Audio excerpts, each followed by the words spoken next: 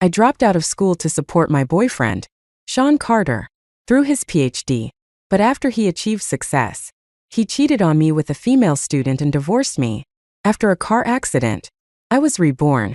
Returning to the day I decided to drop out of school, I stormed into the principal's office and said firmly, "Sir, I'm not dropping out." The principal adjusted his glasses and looked at me. "You're Emily Brown, right? Fine. You can stay. But first, you'll need to pay the $8.904.90 in outstanding tuition and fees." He glanced disdainfully at my faded school uniform and added sarcastically, "When you aced the entrance exam, we thought we were bringing in a golden phoenix. Who would have guessed that in just 6 months, you'd plummet from first place to 500th? While the principal continued his tirade, my grandmother, Helen, burst into the room, carrying a large woven sack. Without a word, she began shoving all my belongings into it, declaring, "If she's not going to school, these can be sold to the recycling station." The principal smirked and remarked, "Mrs. Brown, that's not the best way to phrase it. And about the tuition, Emily was in the top 10 for the entrance exam. We only waived the fees because of that." My grandmother retorted, "You waived the fees because she was supposed to get into a top university. Now, she can barely qualify for a decent community college." Back in middle school, I had excelled, achieving top scores. But high school was different. The curriculum was harder, and success required both talent and time. While other students attended evening study sessions, I worked night shifts at a convenience store. While they went to early morning classes, I delivered milk. All the money I painstakingly saved was spent by my so-called brother, Jake, on video games.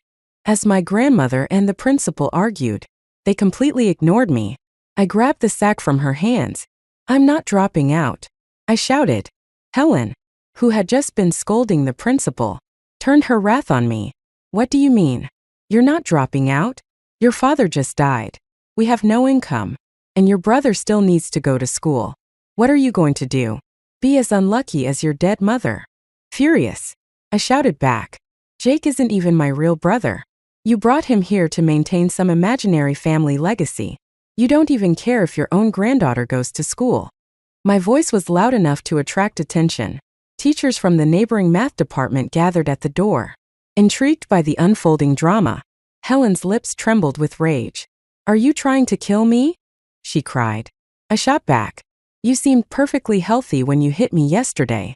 I realized that if I wanted to stay in school, my only option was to expose the truth. High school students usually have too much pride to show their struggles. But I wasn't the same anymore. A nightmare-like decade had taught me that survival mattered more than dignity. I knelt in front of my grandmother, pulling up my sleeves to reveal red welts on my arms. "You're forcing me to drop out and marry some old man for his money? You mean that 40-year-old Joe Miller who can't even feed himself? I won't do it. Please, just let me stay in school. If I get into college, I promise I'll support this family." In my previous life, I dropped out, was forced into marriage, and ran away after injuring Joe. I stole an ID card and fled to the city, where everyone assumed I was working in a factory. Only Sean Carter found me, delirious with fever, desperate for love. I believed his lies, worked odd jobs to support him, and helped him get into South University. Why couldn't I go to college for myself? Supporting a selfish man had been pointless. This time, I was determined to fulfill all the dreams I had abandoned and make those who exploited me pay. The teachers, stunned by my story, didn't expect me to be so pitiful. Mr. Harris, the teacher who had recommended me for special admission, stepped forward. "Emily has been through so much," he said as he helped me up. Glaring at my grandmother, he continued, "Mrs. Brown, our school provided $5,000 in financial aid for Emily to enroll, and now you want her to drop out." I had never heard about the $5,000 before. Helen shifted uncomfortably under the judgmental stares of the teachers. She muttered, "Girls grow up and get married anyway. Isn't it better for them to have a husband who knows how to take care of them?" Mr. Harris snapped, "Joe Miller is 24 years old. Emily is only 16. What you're doing is illegal." Faced with mounting criticism, my grandmother finally relented. Fine. She won't drop out. But I'm not paying the tuition fees. I breathed a sigh of relief. But my grandmother, Helen, quickly grabbed my arm and pulled me aside. If you want to go to school, you figure it out yourself. Don't expect a single penny from this family. Her expression was fierce as she stormed off, leaving me standing there. Mr. Harris stepped protectively between us, watching her leave. But I was now alone, facing an office full of teachers. The principal seemed to snap out of his moment of sympathy, realizing the situation. Wait a minute, he said, as if suddenly recalling something important. She still owes tuition and fees. This isn't something we've dealt with before. If the debt isn't paid, it falls on the administration to sort out. Mr. Harris, undeterred, spoke up. We'll waive whatever can be waived. I'll personally cover the rest, he said, patting my shoulder reassuringly. Turning to the principal, I asked, if I manage to get into Harvard, can the remaining fees be waived? The principal, who was in the middle of taking a sip of water, nearly spat it out. Harvard? Are you serious? This school considers it a miracle if we get a single student into a top-tier university like MIT. And you're talking about Harvard? I wasn't able to study before because I didn't have time, I explained. But his skeptical look made it clear he didn't believe me. Fine, he said, shaking his head. Next week's final exams will tell the truth. Take a look at your scores before you start making such bold claims. Even Mr. Harris seemed doubtful, though he tried to encourage me. Emily, don't stress about the fees. If you really feel guilty, you can repay me after you graduate and start working. I nodded silently. I knew that proving myself would be the only way to change their minds. Go back to class and tidy up your things, Mr. Harris said with a gentle smile. When I entered the classroom, it was the middle of break, and the room was as lively as a marketplace. But as soon as I dragged the woven sack into the doorway, the noise stopped, and everyone stared at me like they had pressed pause on a remote. I walked over to my old seat, but someone else was sitting there. It was Dylan Reed, a boy who fancied himself the class comedian, but more like a cheap knockoff. His face twisted in annoyance as I approached, and he gestured to the desk, which was covered with his tattered books, literally falling apart. Why are you back? He sneered. With your grades, you might as well drop out. You couldn't even get into a community college. I looked at him calmly. Move your stuff. Dylan clearly wasn't expecting me to talk back. His face turned red with anger. If you're dropping out, then do it already. Go get a job and save yourself the tuition. The room erupted in laughter. The humiliation of a former top 10 student like me seemed to bring them an extra dose of joy. I slammed my books onto the desk with a loud thud. At least I got into this school based on my grades. I shot back, my voice steady. Not like you, who had to buy your way in. The room went silent. The first rule of fighting back against bullying is to aim for the leader. Dylan's face twisted in anger and nervousness. Everyone knew he had cheated his way through every test using his phone, but no one dared to say it out loud. Until now. I don't know what you're talking about, he sputtered, his voice rising. You're just mad because no one likes you. No wonder everyone says you're. I cut him off before he could finish, my tone deliberately mocking. Oh, so that's what they say about me? Interesting. My words hit their mark. Dylan was fuming. His face flushed. Before he could retort, the bell rang. Our English teacher, Mrs. Harper, nicknamed the Terminator, strode into the room. Her scowl was enough to make everyone's hearts sink. Her mood was clearly sour, and the class braced themselves for another one of her infamous rants. It's bad enough that this class scores lower than the other sections on every test, she began, slapping a stack of papers onto her desk. Some of you can barely scrape together a 40 on an exam that requires no more effort than throwing rice on a scantron and letting a chicken peck the answers. Today, we're going to fix that. One mistake in the dictation, that's 100 points off. Her fiery gaze swept the room. You, she barked, pointing randomly. And you, come up to the board. Dylan, sensing an opportunity, raised his hand. Mrs. Harper, Emily said she knows how to do it. I froze as his malicious grin spread across his face. It was obvious he wanted to embarrass me in front of everyone. He said I could do it? That's hilarious.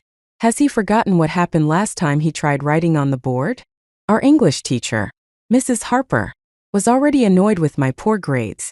Seeing my incomplete and unverified exam sheet made her even angrier. Emily Brown, if you mess up even one word, you'll write it out 200 times for me. Dylan Reed chimed in, eager to add fuel to the fire. Mrs. Harper, I want to try too. I glanced at Dylan and gave him a small smile. His face froze in surprise, clearly not expecting me, someone who usually kept quiet, to challenge the Terminator. Mrs. Harper impatiently gestured for us to come to the board and start the dictation. First, I wrote slowly, deliberately. Dylan sneered, practically gloating. If you can't do it, just admit it. Save us all the trouble. But soon, his mocking stopped. The words got harder, and I picked up speed, my memory sharp and precise. Mrs. Harper raised an eyebrow and stepped closer to observe my writing. She stood silently next to me, clearly noticing that I hadn't made a single mistake.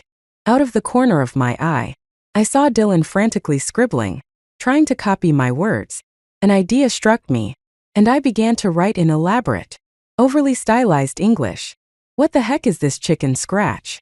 I heard him mutter, which only made me smile and keep going. When the exercise ended, Mrs. Harper silently graded our work. She dismissed the groaning students and told me to follow her to the office. She looked like she had something to say but hesitated. I broke the silence. Mrs. Harper, I know my grades have been poor because of family issues. Could you please give me another chance? Before she could respond, a few other teachers who had gathered in the office chimed in on my behalf. Reluctantly, Mrs. Harper agreed, but with her usual sharp tone. Fine, you can stay. But since you're here, you can help carry these assignments back to the classroom. Her tone softened slightly as she handed me the stack of papers. I turned to leave and noticed someone standing in the doorway. It was Brian White. Mrs. Harper gestured at him, her voice now surprisingly gentle. He's here to help you. Brian looked at me and said, How did you end up like this? If you ever need help, just let me know. We were classmates. After all.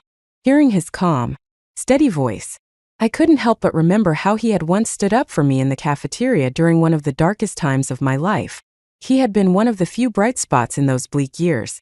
But now, I quickly pushed those thoughts aside and nodded. Thanks. But you're in the way, I said, brushing past him. When I returned to the classroom, I found my book soaked with water. It was you, wasn't it? I asked, looking directly at Dylan, who was trying to look innocent.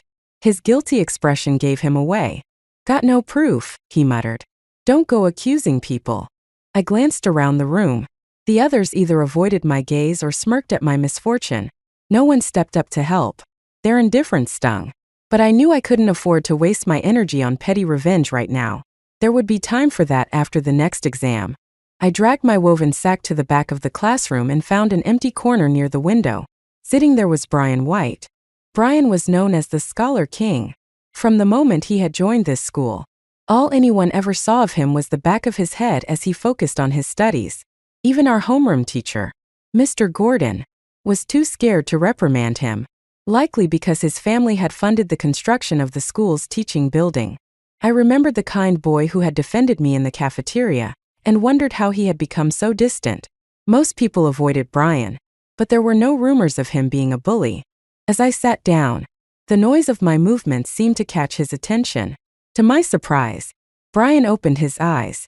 His skin was pale, his pupils a light, almost transparent color, and his expression was utterly unreadable.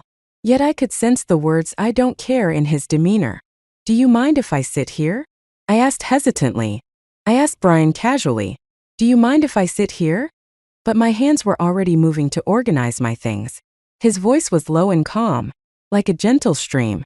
You've already settled in before asking me. I smiled. That's because I know you're a good person.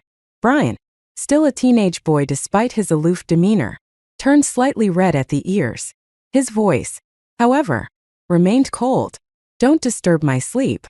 When I glanced up, I noticed the shocked expressions of the girls sitting nearby. Their faces were filled with disbelief. Oh my God, Brian didn't push her away? How can she sit next to the school's golden boy? Whispers spread across the classroom. One girl muttered, if it were that easy, I would have sat there myself. The commotion didn't bother me until I saw Sean Carter enter the room. He hadn't been in class earlier. Word was he'd been preparing for the upcoming English competition. The school had only one spot, and he was the favorite to take it. I couldn't help but feel bitter. Why should this spot go to a guy like him? Later, during dinner time, the classroom was mostly empty except for me and Sean. As soon as I walked in, he stood up and approached me. "Are you okay? I can grab some food for you from the cafeteria," he offered. I stared at him steadily, my eyes unblinking. This was the moment in my previous life when Sean and I had begun to develop feelings for each other. Two lonely people, one an orphan, the other practically abandoned, had found solace in each other. I still remembered the way he had vowed to get into a good college to prove wrong all the people who looked down on him. I also remembered how he cried when he decided to repeat a year of school. And, of course, I would never forget the way he had emotionally manipulated me, forcing me into a divorce later in life. How much of his kindness back then had been genuine, and how much had been calculated? Before I could respond, a voice cut through the room. "Oh, look at you. Playing house. The two of you. Broke as can be. Pretending to date like you're in a romance movie." It was Lindsay Chun, drawing out her words dramatically to get a laugh from her little group of friends who had just entered the classroom. Lindsay, with her curled hair and delicate features, was notorious for being the class sleeping beauty. She could sleep through every lesson except the homeroom teachers. Now, holding her lunchbox, she smirked at me. "Bringing food is what dating looks like for you too?" Without looking up from my books, I replied casually, "Why do you know so much? Are you dating someone yourself?" My tone was light, but my words hit a nerve. Everyone knew Lindsay spent her days exhausted because of her late-night gaming sessions. And after high school, she'd fallen into an online relationship that ended with her getting pregnant before even graduating college. Her face darkened, clearly not expecting me to strike back. Furious, she stormed toward me, grabbing from my books to throw them. I shoved her away without hesitation and looked coldly at Sean, who stood frozen nearby. He always valued his pride too much. Anytime things got messy, I was the one who had to deal with the fallout. He stayed clean while I got blamed. Lindsay's friends weren't about to let her lose face. They rushed over, scattering the contents of my woven sack everywhere. Enough. I kicked the desk aside and launched myself into the fray. Chaos erupted as books and bags flew, and within moments, the five of us were hauled to the office by our homeroom teacher, Mr. Gordon. Mr. Gordon, a math teacher with a stiff gait that made me suspect he suffered from chronic hemorrhoids, slammed his hand on the desk. "What's the matter with you girls? Fighting like this? We're supposed to be a prestigious academic class." His frustration was palpable as he glared at us, clearly at a loss for how to handle the situation. "Don't you feel ashamed of yourselves? If you don't want to study, just go home." Mr. Gordon's voice boomed through the office, and I, standing closest to him, couldn't help but rub my ears. "And you, Emily Brown." He pointed at me. "You're the worst. I try not to criticize the girls too much. But you? Your grades are terrible. Your behavior is disgraceful. And you've caused the class to lose how many conduct points with your fights, tardiness, and early departures." He went on to explain, rather loudly, that those points affected his monthly bonus. "I'm only doing this because I need to make a living too," he added. "I was late just once," I muttered defensively, "and I admit that was my fault. But the fight wasn't started by me." "Save it," Mr. Gordon snapped, cutting me off. He wouldn't believe me. Of course. After all, Lindsay Chun was his niece, and I was just the class troublemaker. Lindsay, who had stayed silent until now, suddenly raised her hand. "Mr. Gordon, Emily isn't just a bad student. She's been trying to seduce Sean Carter. I was confronting her about it, and that's why she attacked me." Sean was one of the school's best prospects for getting into a top university, which meant he was directly tied to Mr. Gordon's bonus. The moment Lindsay said this, Mr. Gordon's anger flared. He picked up a book and threw it at me, though Mr. Harris quickly stepped in to block it. "Mr. Gordon," Mr. Harris said calmly, "accusations like seducing someone shouldn't be thrown around lightly. Shouldn't you ask Sean for his side of the story first?" Soon after, Sean was called into the office. Mr. Gordon's voice was sharp as he demanded, "Did Emily ask you to do something inappropriate?" This had never happened in my previous life, but I already knew exactly what Sean would say. True to form, he hesitated briefly before responding, carefully crafting his words to seem innocent. "Emily asked me to grab her some food from the cafeteria," he admitted. His face was pale, the same shade as his uniform. "I didn't mean anything by it." His explanation gained momentum as he spoke, trying to justify himself. "She also asked me some questions about homework." "What subject?" I cut him off abruptly. "English," he stammered, clearly caught off guard. "English?" I couldn't help but laugh. "You're telling me a former service worker who could easily converse with foreigners would ask you for help in English?" "Mr. Gordon, he's lying," I said firmly. "First, the food was for him, not me. Second, I've never asked him for help in English. My scores might not be the best, but I don't need his help." I refused to let anyone smear my reputation without fighting back. Out of the corner of my eye, I noticed Lindsay and her friends growing visibly nervous. "You, with a score of 25 in English, dare to say you're better than Sean?" Mr. Gordon grabbed the grade sheet and flung it at me, the bold 25 glaring back at me in black ink. I stared at it, then lifted my head. "Fine," I said, my voice steady. "Let's wait for the finals. See for yourself. Anyone can talk big." Mr. Gordon sneered. "If your English score doesn't meet the standard, you won't stay in this class. You'll be sent to the regular track." A challenge had been laid down, and I had no choice but to take it. Looking at the pristine English textbooks on my desk, my heart wavered. It had been so long since I studied properly. Could I really pull this off? As I tapped my foot anxiously, Brian White, sitting beside me, frowned slightly. "Can you stop moving?" "Sorry," I said sheepishly, then quickly followed up. "Since you're already annoyed, can I borrow your study materials?" Brian didn't respond but pushed a set of books toward me. The textbooks were immaculate, like they'd been prepared to sell to the next batch of students. I opened one, flipping to the table of contents. The modules were neatly divided. The purple sections were for second-round review for seniors, and the red sections were for first-round review. Each module included multiple-choice questions, reading comprehension, and task-based reading exercises. "Are you actually reviewing, or just flipping through books?" Lindsay's mocking voice rang out from across the room. Others, noticing how quickly I was turning pages, joined in the laughter. "Is this the legendary quantum reading method?" someone joked. "She's reading a book in 25 seconds flat. I think 250 suits you better," someone mocked. But I ignored it, focusing on the book in front of me. In English, vocabulary is king.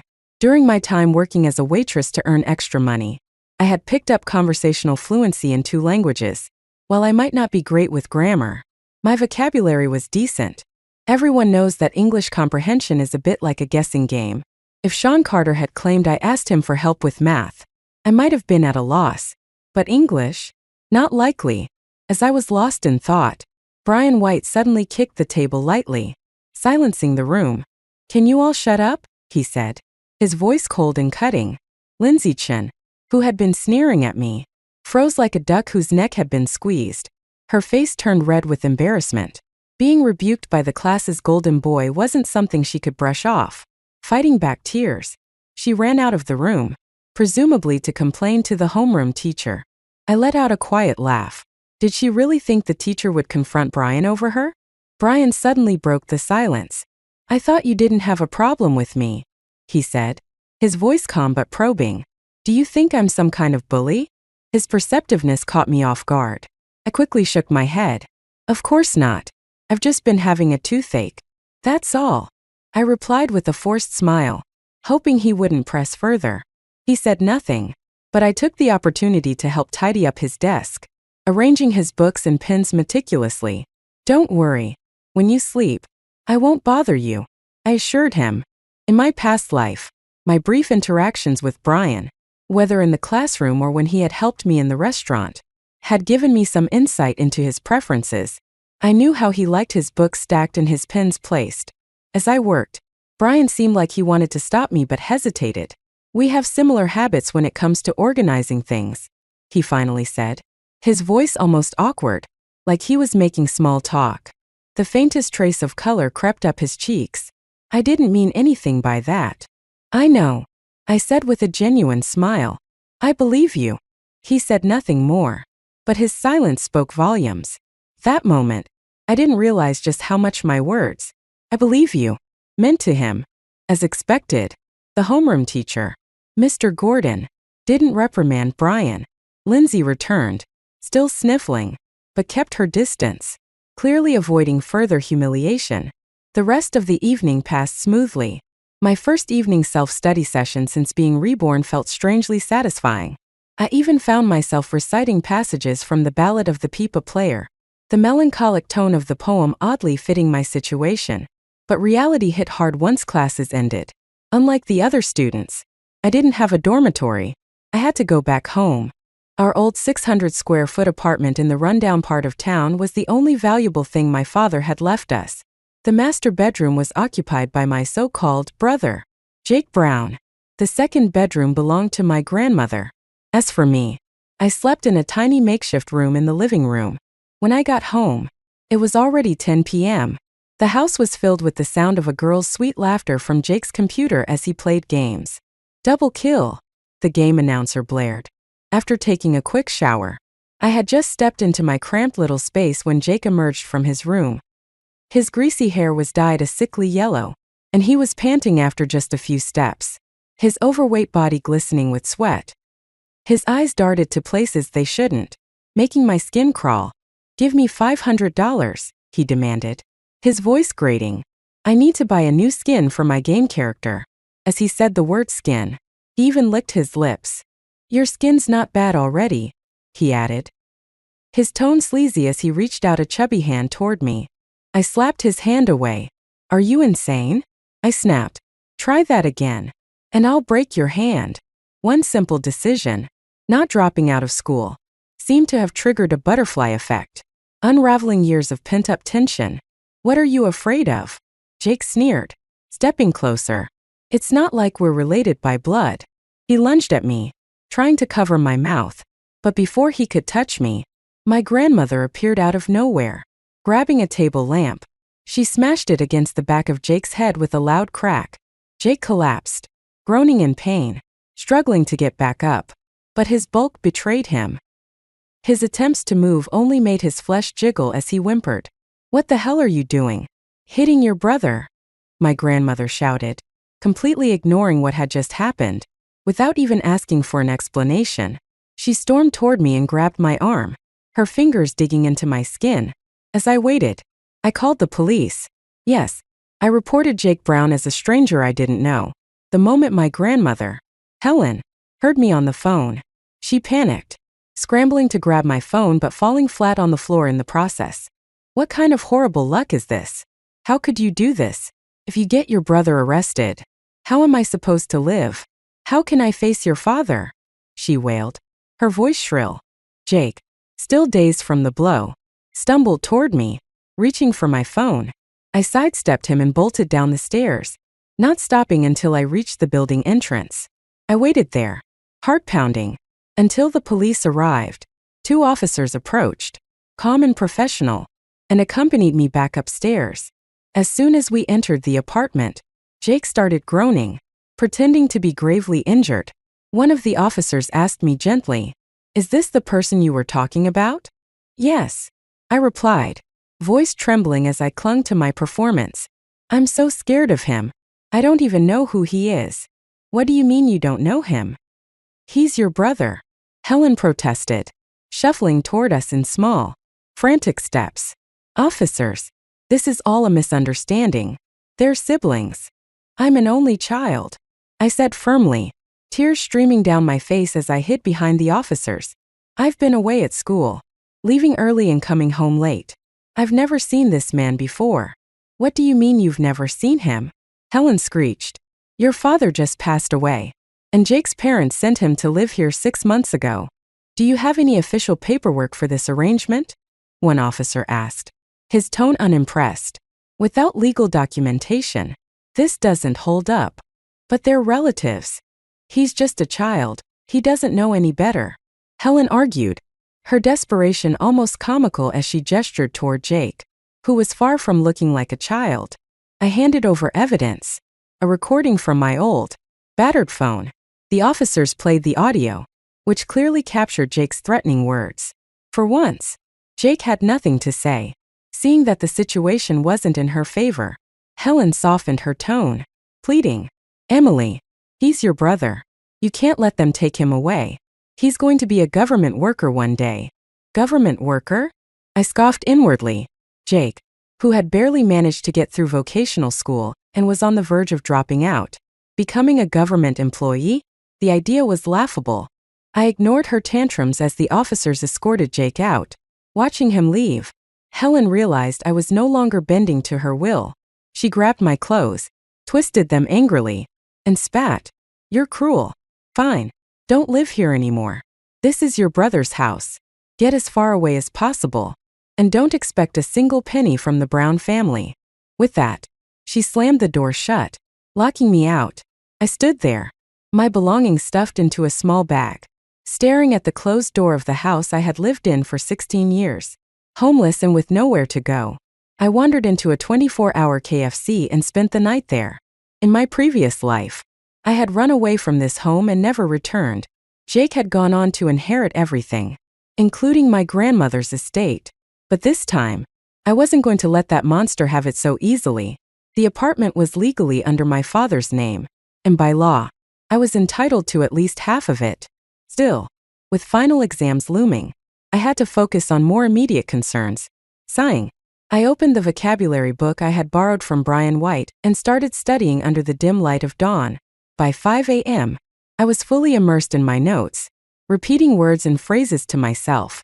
At 6:30 a.m., for the first time, I skipped my usual part-time job and went straight to the early morning reading session at school. There weren't many students there yet, but one of them was Sean Carter. Unlike Brian, who excelled naturally, Sean had only been able to attend this school thanks to a sponsorship. He was the kind of student who had no choice but to study relentlessly to hold on to a fleeting chance of success. Back then, I had admired his determination. I remembered how he had promised to get into a good college to prove everyone wrong. I also remembered how, years later, after earning his PhD, he refused to marry me. I admired Sean Carter for his relentless drive and how harsh he could be on himself. For 9 years, through 4 degrees, he had pursued his PhD with single-minded determination.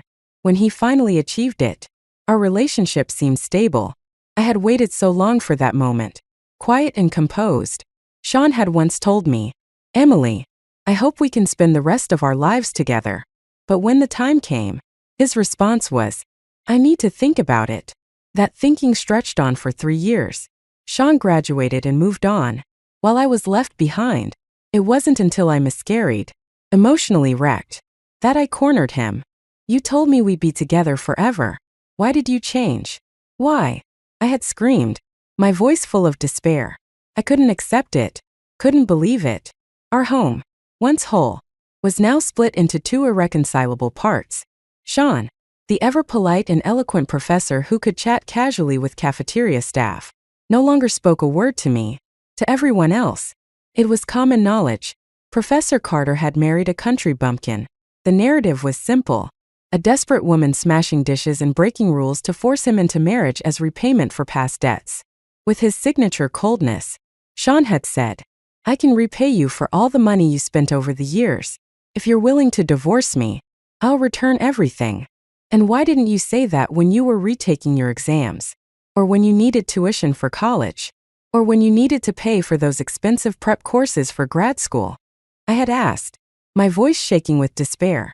Now that you've made it, you just brush me off like this? Am I supposed to lose everything? 30 years old, bitter and seething, I walked out of the house and was hit by a car. That life ended in an instant, and all those memories came flooding back. Now, watching Sean skip breakfast without so much as a glance in my direction filled me with disgust. He had the gall to approach me after class, though, with his typical composed demeanor. I'll talk to Mr. Gordon about yesterday's bet, he said, looking down at the book in my hand. Is that Brian White's book bag? Don't get too close to him. We're not like them. Not like them. I repeated, my tone sharp. What does that mean? Are poor people automatically supposed to be noble and virtuous? I knew Sean's sore spots and wasn't afraid to jab at them. He turned pale, visibly unsettled. About yesterday, he began, his voice weak, self-serving and exploitative. That's your motto, isn't it? Sean, the real difference between us is that we don't walk the same path. I shot back. Before he could respond, footsteps echoed in the hallway as students began to filter in. This is my seat, Brian said, arriving earlier than usual. His tone was calm, almost indifferent, but the words were enough to send Sean scurrying away like he'd been gravely humiliated. I watched his retreating figure, a mix of satisfaction and pity in my chest. Final exam prep week flew by in a blur. It was a week of near-endless self-study, leaving everyone exhausted but focused. The mental strain was so intense that snacks became a necessity. Some girls' desks resembled mini convenience stores, filled with enough food to last an entire semester. Mine, however, was the opposite. Not only was it far from a snack-laden paradise, it was practically barren. This week, I finally learned what it felt like to run on empty, both figuratively and literally. Brian, looking groggy from sleep, arrived with a strand of hair sticking up stubbornly. The disheveled look somehow suited him perfectly. Sorry, I mumbled, chugging a cup of hot water to calm my stomach. With only $200 to my name, I was budgeting tightly. That money had to last me through meals and consultations with a lawyer about my inheritance rights. For now, I was surviving on one meal a day and sheer willpower. You should eat more during finals, Brian muttered. Irritated, he rummaged through his bag and pulled out a piece of bread, handing it to me. When I hesitated, he frowned impatiently. I bought it myself. If I gave you something from my desk, it would disrespect the people who gave it to me. Brian's words were unusually plentiful today. It explained why his desk was stacked with food like a warehouse. Gifts from people he didn't seem to care about. He never gave anything away, but neither did he eat most of it. No wonder so many people secretly admire you, I said as I bit into the bread. If you can't say something nice, don't say anything at all, Brian snapped, his head already lowered as if preparing to sleep again. Still, the tips of his ears turned red at my comment. Maybe I can help you with math, I offered, half seriously. I genuinely wanted to repay Brian for his kindness, since he had plans to study abroad. His English couldn't possibly be poor. Meanwhile, I had gained some confidence in math after my recent study sessions. Brian silently opened both of our previous test papers. One had a glaring red 25, mine, and the other a 66, his. Even though my math is terrible, are you sure you want to tutor me? I asked. I was actually pretty decent at math in middle school. You know, do you believe me? Time passed quickly as I continued mooching off Brian's bread every morning. Soon enough, the day of the finals arrived. The moment I walked into the exam hall, I was greeted by Mr. Gordon's piercing death glare. The seating arrangement was based on academic rankings, and as the lowest-ranked student in my class, I had been placed with the general track students in the lab. A girl with a bob haircut sitting next to me poked my arm. Let's help each other out. Okay, she whispered. Before I could respond, Mr. Gordon's stern voice cut through the air. Some people need to stop thinking they can cheat so openly. I'll be watching you closely. I raised my hand calmly.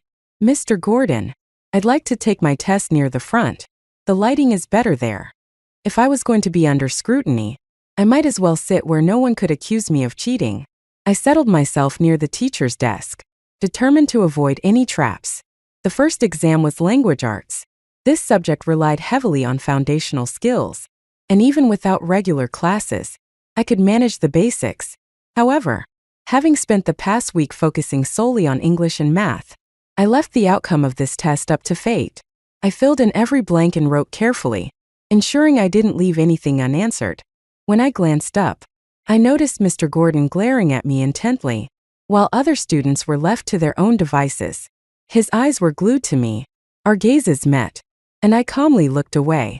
I'd long grown immune to such disdainful stares, having faced plenty of them in my past life from Sean's colleagues and peers. The math exam came next, and to my surprise, Mr. Gordon was once again the proctor. It seemed he was determined to catch me slipping. I remained composed, pretending not to notice as he stood directly in front of me, watching me work. "Mr. Gordon," I said politely, "you're blocking my light." Out of the corner of my eye, I spotted the principal walking past the classroom, monitoring the exams. Mr. Gordon's actions had already crossed the line of permissible behavior, and the principal quietly reprimanded him for disturbing the students. Feeling vindicated, I focused on my test, finding it surprisingly smooth sailing. Moments later, a crumpled piece of paper landed on my desk. I glanced up just in time to catch Mr. Gordon glaring at me as he stormed off.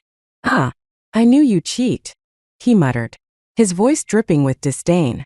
Before I could say a word in defense, he grabbed my test paper. "You think the lab cameras aren't recording? We'll deal with this after the exam."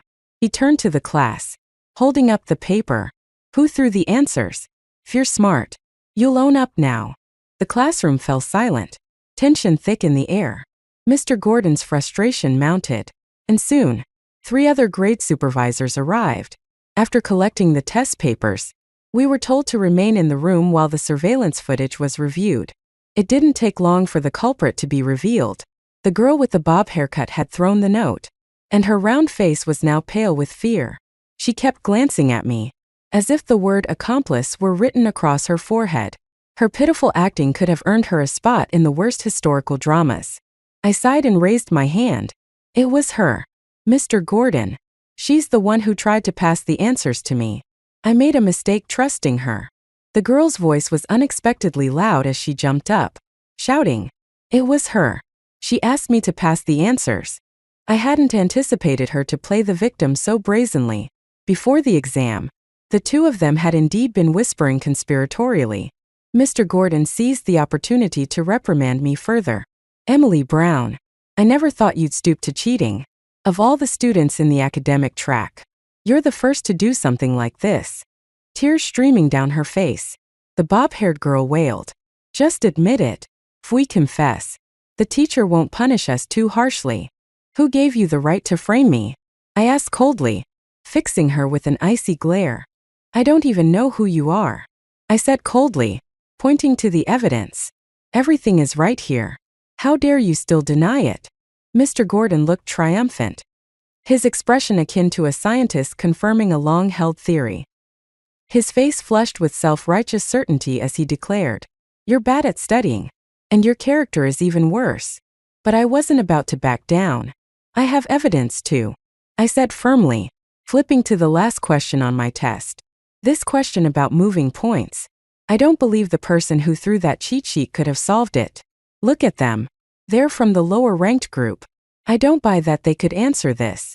The grade supervisor stepped in to review the situation.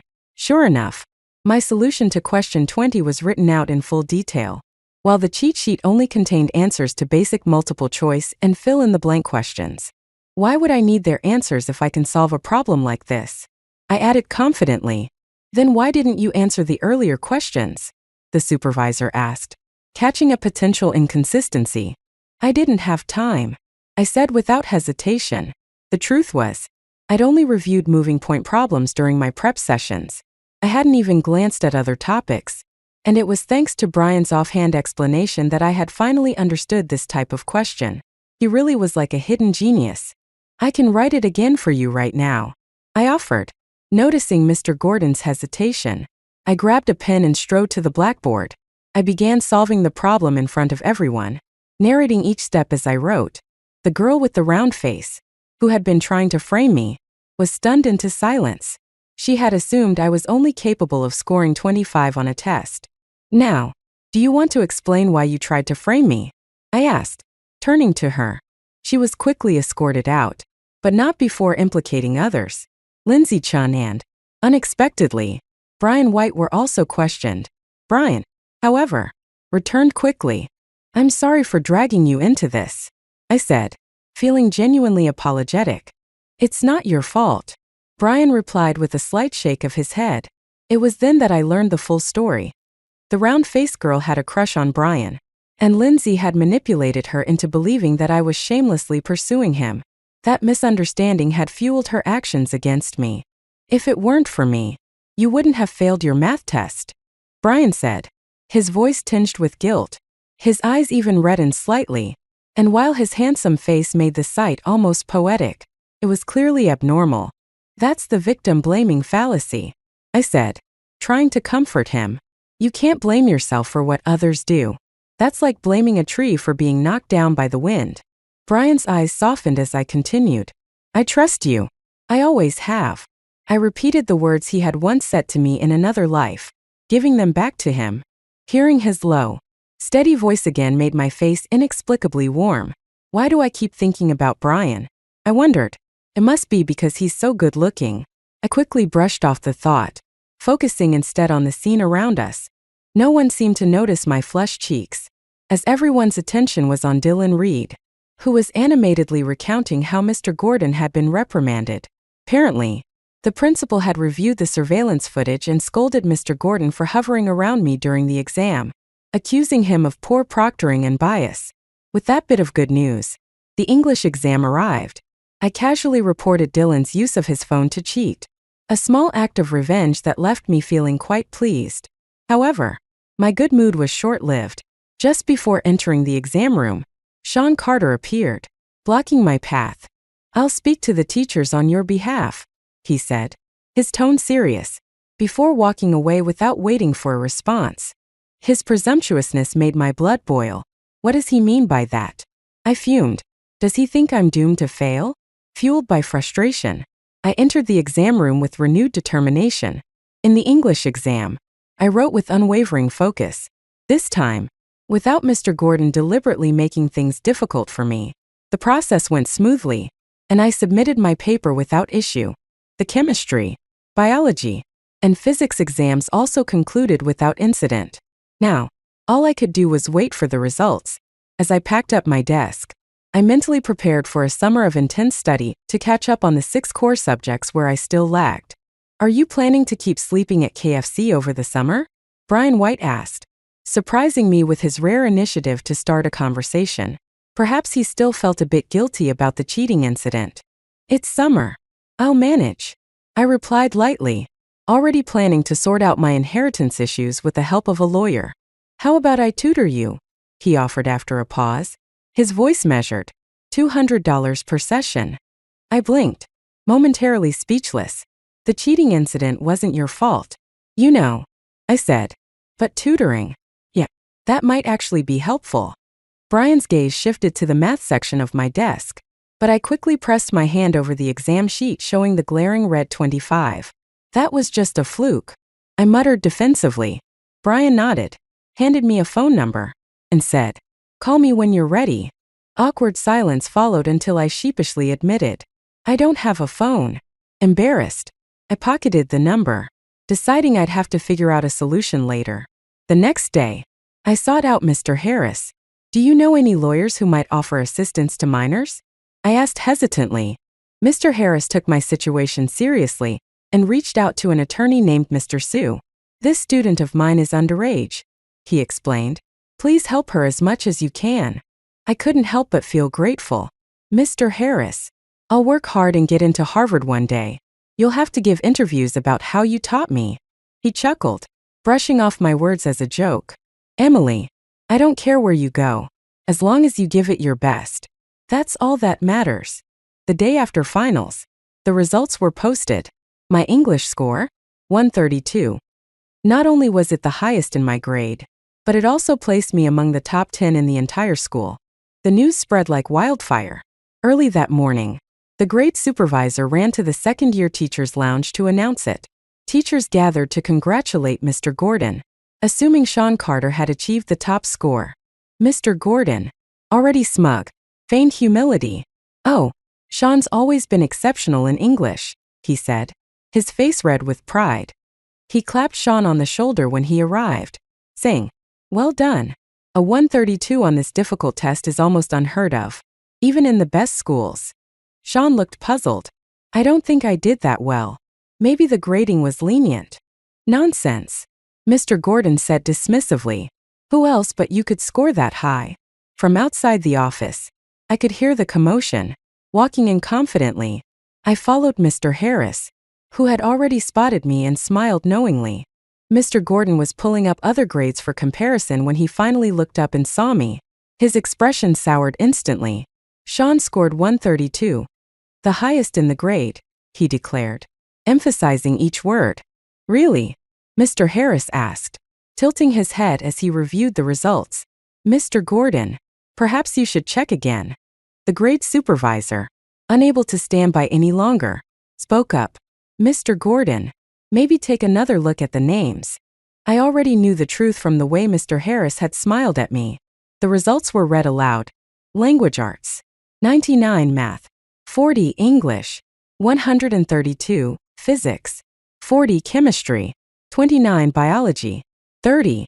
Congratulations, Emily, Mr. Harris said warmly, breaking the awkward silence. Your English score is outstanding. As for my math score, everyone in the room understood that Mr. Gordon's constant interference had cost me valuable time. Had I been able to finish, I would have easily secured a passing score. Mr. Gordon's face turned pale, then flushed red with frustration. This is impossible, he sputtered, his confidence shaken. This is cheating, Mr. Gordon declared, his face a mixture of disbelief and frustration.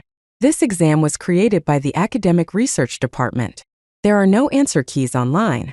A nearby teacher, clearly unable to tolerate his outburst, whispered, There's no way the answers were leaked. The questions don't exist anywhere else. The room buzzed with murmurs as the teachers debated.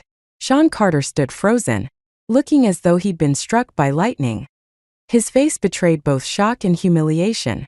Mr. Gordon, do you see it now? I said sharply.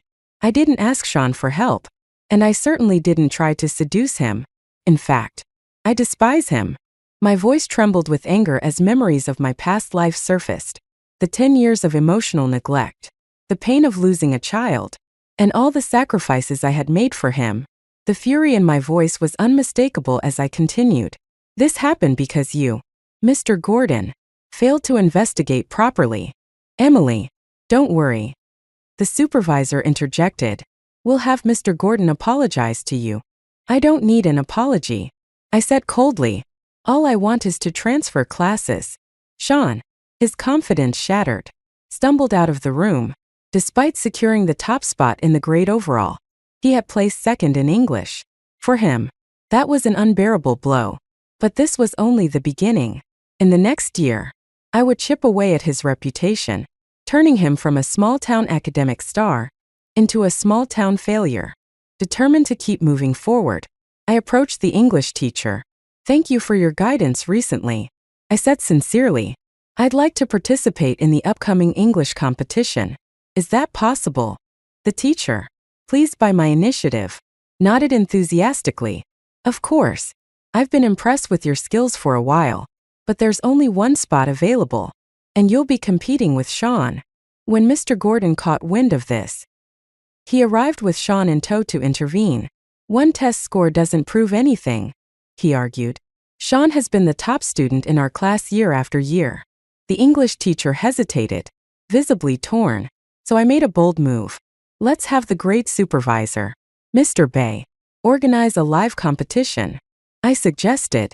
Mr. Bay, understanding the importance of fairness, agreed and brought in other English teachers to oversee the event. The news clearly hit Sean hard. His face contorted with a mix of pain and anger. What did I ever do to you to deserve this? He asked, his voice low and bitter. It's all for the school, I replied with an air of righteousness. The competition adds extra points for college applications, and every opportunity matters. You'll lose miserably, Sean said through gritted teeth. As word spread, other students gathered to watch. Some whispered cruel comments. She gets one good score and suddenly thinks she's the best? What a joke. Another added, she's probably cheating again. How else would someone like her dare to challenge Sean? The teachers distributed the test materials, TOEFL speaking prompts. We would listen to the prompts and respond in real time, a task that tested vocabulary and comprehension, but wasn't overly reliant on grammar. It was almost tailored for me. Sean went first, confident and well prepared from his prior competition training. He spoke fluently and performed well across all sections. His pronunciation was impeccable, and his vocabulary impressive. Even the English teachers nodded in approval. Lindsay-chan and her clique, gathered around Sean, laughed loudly. "Hurry up and get down from there. Emily, don't embarrass yourself." Lindsay jeered. "She's wearing those old clothes like it's a competition for beggars, not a real contest." Ignoring them, I raised my hand and stepped onto the stage. As I began speaking, my fluent English and advanced vocabulary immediately caught everyone's attention. I didn't just answer the questions. I infused creativity and flair into my responses, turning even the driest prompts into engaging narratives. Years of working customer service jobs hadn't been for nothing. When I finished, I glanced at the English teachers and saw their approving smiles. I knew I had secured the spot. "Sean Carter, in this life, I will clip your wings. You will not soar to college or beyond." Afterward, my request to transfer to Mr. Harris's class was approved. Everything seemed to be falling into place. Though I felt a pang of regret at leaving Brian behind, I silently resolved to help him improve his math skills over the summer. Meanwhile, the legal proceedings for my inheritance moved forward. "Emily, the court has accepted your case," Mr. Sue, the lawyer, informed me. "Since the property ownership is clear, the decision will come quickly." "That's great news," I replied. "Once the house is officially mine, please help me sell it as soon as possible." I didn't want to live in that house at all. As soon as I hung up the phone with the lawyer, I saw Brian White approaching. Unexpectedly, my grandmother and Jake Brown were there too. Jake had been released after just a few days of education due to being a minor. Standing not far away were two middle-aged strangers squatting nearby, watching the scene unfold. "Ungrateful brat. Drop the lawsuit," my grandmother shouted, hurling her usual string of insults. "Since when do girls fight for property? Houses are for boys, not you. You can take that argument to court." I replied coldly. I had no idea how they had found me, but I started packing up my books to leave. Jake suddenly grabbed my backpack. I turned to glare at him, my icy stare making the flesh on his face tremble. He let go. "Next time you show up in front of me, I'll beat you up. Every single time," I said, my voice sharp and unwavering. The middle-aged couple blocked my path. "Hey there. You're grandma, right?" the woman said in an overly familiar tone. "We're your grandma's distant cousins, here to mediate. Look, you just focus on school. We won't stop you. When the time comes, we'll even help arrange your marriage. Your brother will carry you to your car when you leave. After all, we're family."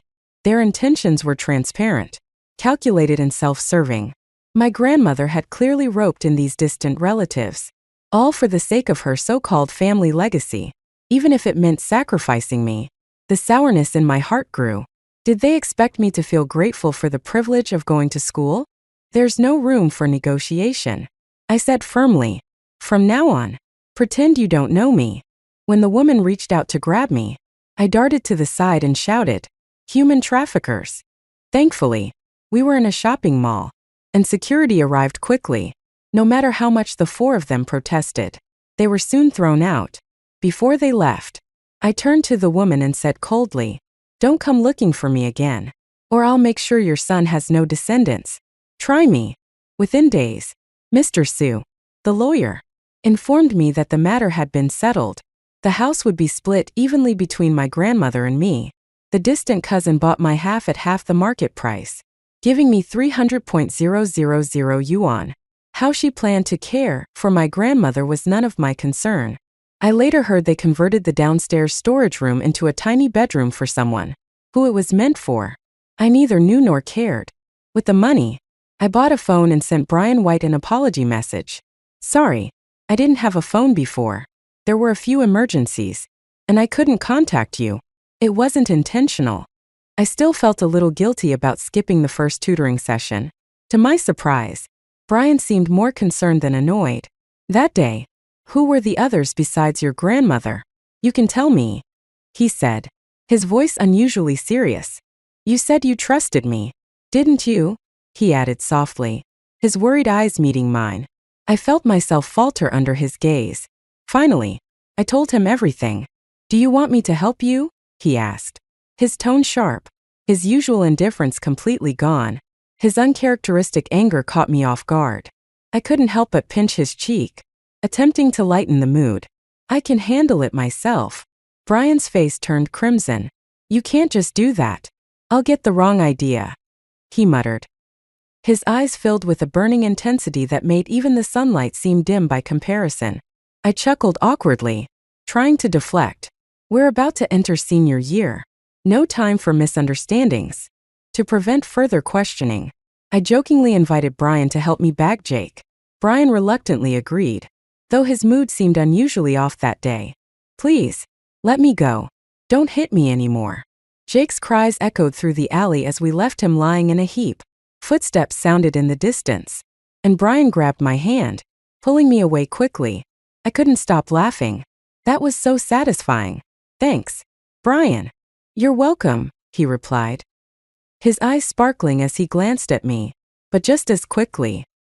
His usual calm demeanor returned, like a mask falling back into place. Time passed. Finals came and went, and soon, we graduated and started college. I'm waiting for you to explain this misunderstanding, Brian said as we finalized the number of tutoring sessions and the schedule. I rented an apartment and packed my daily review sessions with tasks, leaving almost no gaps. Effort determines your baseline. Talent defines your ceiling. Getting into a school like Tsinghua isn't something you can just wish for. It requires deliberate action. Before I knew it, summer vacation ended, and the new semester began. I had prepared a parting gift for Brian. We won't be desk mates next semester, so here's something for you, I said, handing it over. Brian looked up from his papers and tapped his test sheet. I didn't prepare any farewell gifts. You getting into a top-tier university will be the best gift for me. I smiled at him like a proud mother, trying to hide how pleased I was. Sure. You're like an old man now, I teased. Brian reached out and ruffled my hair. The next day, to my surprise, I ran into Brian in Mr. Harris's class. My dad's donating another building to the school, he explained casually. Might as well use the privileges while I have them. He unfolded a math test sheet and pushed it toward me. Solve these if you can. They're not easy. You paid for another custom-made test, didn't you? I muttered, already drawn to the challenge. Math is a subject that rewards time and effort. What you put in is what you get out. I couldn't resist seeing where I stood, so I dove in immediately. Escaping Mr. Gordon's class was a blessing.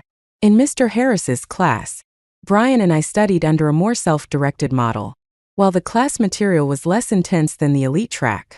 Mr. Harris encouraged independent study, setting tasks for us to complete on our own, and offering targeted help during evening sessions. The approach suited me perfectly, and I watched my grades climb steadily. Each exam brought me closer to catching up with Sean Carter. What thrilled me even more was seeing Brian's progress.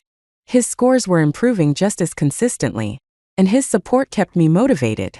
310, 155, 66.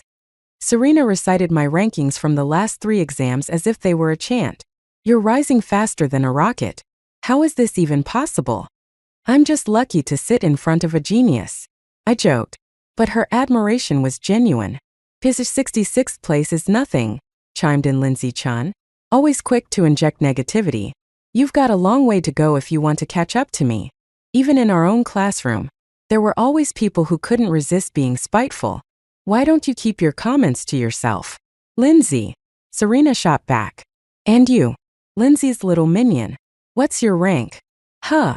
Zoe Reed, Lindsay's short-haired sidekick, smirked. At least I don't brag about going to Tsinghua when I've only managed 66th place. I may not make it to Tsinghua, I replied calmly, but I'm still leagues ahead of you. I turned to Lindsay. How about a bet? Next exam, whoever ranks lower has to stand at the school gate and shout, I'm a loser. 3 times. Lindsay hesitated. Her grades good enough to know my rapid progress was a real threat. Afraid?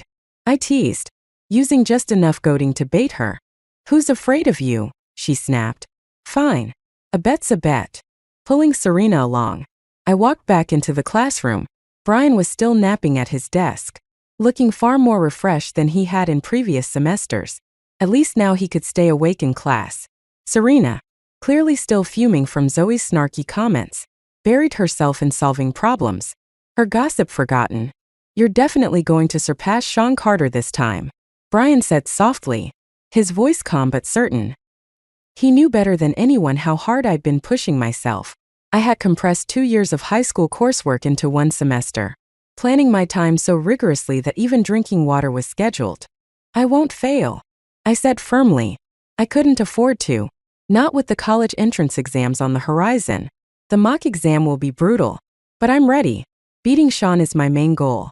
Taking down Lindsay is just a bonus. I clenched my fists in determination, but Brian caught one of them in his hand. "You can study for revenge if that's your motivation," he said, his voice uncharacteristically gentle. "But remember, you're doing this for yourself, too. A good university will give you more options, and it'll help you leave behind the people who've caused you so much pain." His words struck a chord. Free motivational quotes. Huh, I joked, trying to lighten the mood. "Got it. I'll keep fighting." When the results of the mock exams came out, Mr. Gordon's disbelief was almost comical. "The top score in the grade? From a general class? That's impossible." But the name on the results didn't lie. Emily Brown. Even Mr. Harris, who had grown used to my meteoric rise, couldn't help but smile. "One more semester. 130 days to go," he said. "At this rate, I wouldn't be surprised if we send a student to Tsinghua. Not bad for a special recruitment student." Huh. Another teacher joked, earning a round of chuckles. "Look at these scores. Getting into Tsinghua or Peking University won't be a problem at all," one of the teachers exclaimed, marveling at my results. "Ever since Emily joined Mr. Harris's class, everyone's study habits have improved. Congratulations." Hearing compliments that should have been directed at him, Mr. Gordon's face twisted in frustration. The prestigious title of Tsinghua student's homeroom teacher had been snatched away from him. Unable to accept it, Mr. Gordon stormed off to find Sean Carter. "Sean, you were always better than him before. You were specially recruited too. There's no reason he can get into Tsinghua while you can't," Mr. Gordon said, his voice full of expectation. But Sean looked utterly defeated. The pressure was crushing him. As I walked past, I kept my gaze straight ahead, ignoring him completely. Brian's advice to let go of revenge echoed in my mind. Maybe it was time to stop holding on to the past. However, Serena had other plans. She dragged me to Class 1, where Lindsay-chan turned bright red as we approached. "Lindsay, you haven't forgotten what you said, have you?" Serena asked pointedly. I just knew you'd fail," Lindsay stammered. "Your grades are bad, and your character is even worse." "Defeated loser," I interrupted, throwing Mr. Gordon's own words back at Lindsay. Brian was right. Sometimes it's good to throw out a cutting remark. It's therapeutic. This time around, my goal was to distance myself from the toxic environment that had surrounded me. The second semester of senior year brought 2 major events. Congrats, Emily. You scored 1 point higher than the top student in the district on the 3rd mock exam, Serena exclaimed, ever the gossip queen. "And guess what?" she continued eagerly. "Sean Carter's grades are slipping fast. He's almost out of the top 100 now." Sean's inability to handle pressure was showing, but this time his self-directed harshness was backfiring. He wasn't punishing others. He was punishing himself. "Enough," I said, cutting off Serena's gossip. "There are only 20 days until the college entrance exams. Let's focus." "Brian, Serena, where are your test papers? Let me grade them for you," I teased, holding out my hand. Serena screeched in protest, but Brian remained as calm as ever. On exam day, as I finished the last question on the biology test, I felt the meaning of the word completion for the first time. Depending on others was futile. Only by relying on myself could I truly control my destiny. After the exams, I treated Brian to a farewell meal. "This time, it's a real goodbye," I said, handing him a carefully wrapped gift. Inside was a Switch console I had saved up to buy. Brian accepted the gift but then looked at me seriously. "So, are you finally going to explain that misunderstanding?" I froze. He still remembered. In the aftermath of my parents' divorce, I became a child without a home. I began. No matter where I lived or what happened, I was always the one being blamed. No one ever believed me. You were the first person to tell me. I believe you. Brian's pale skin flushed as he interrupted me. I like you. Be my girlfriend. The faint blush on his face made him even more handsome, but the wounds from my past life ran deep. I was terrified. I bolted. I don't like long-distance relationships. I blurted out. I'm sorry. Walking away. I regretted my decision. I should have just given him a basketball instead of a Switch. That would have been simpler. My frugal heart wept silently. After that meal, I threw myself into part-time jobs. Later, my mango orchard project unexpectedly became a sensation. I harvested a mango weighing 697 grams, the largest in the province. The school's official account cleverly spun the achievement into a celebratory post, circumventing the ban on publicizing top scores. The school went wild, celebrating with 3 days of fireworks and handing out mangoes to anyone who wanted one. As the big mango herself, I received the highest level of attention. What about Brian? I asked Serena, who was brimming with excitement about her own exam results. Do you know how he did? Serena hesitated. He went abroad. Adults can stay friends even after rejection. Right. Her words hit harder than I expected. But I forced a smile. Serena had done well on her exams, and her gossipy spirit seemed to have only grown stronger. What about Sean? She added. I heard he barely got into a second-tier university and is planning to retake the exams. I brushed off any mention of Sean, too preoccupied with my own worries about Brian's results. When I asked Mr. Harris, he just smiled and said the scores were confidential. It seemed Brian hadn't done as well as he'd hoped either. I felt a pang of heartache for Brian and sent him a long, heartfelt message filled with encouragement and motivational advice. His response was curt. Too much. With that, I figured my energy would be better spent working part-time jobs. Meanwhile, Brian seemed to be traveling. Every new destination came with a post on his social media and a postcard sent to me. A rainy day in Iceland, the blazing sun in Argentina. Each place felt like a piece of his journey. It wasn't until I borrowed Serena's phone one day that I realized the truth. Those social media posts were only visible to me. Come back soon. School's about to start. I messaged him. Let's go together to Tsinghua's opening ceremony. My dad will take you to see the place. Brian's reply was brief.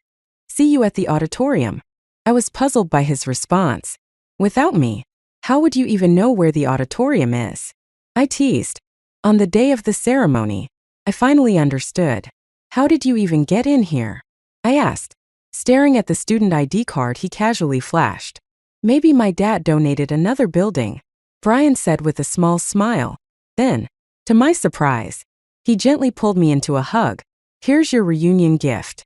Now that we're on the same campus, we're not in a long-distance relationship anymore. Are we? The realization hit me all at once, leaving me speechless. On our wedding night, my promising military officer husband locked me, his legally wedded wife, outside the door, all because of his sweet, delicate, adopted sister. In the entire military compound, I became the biggest joke.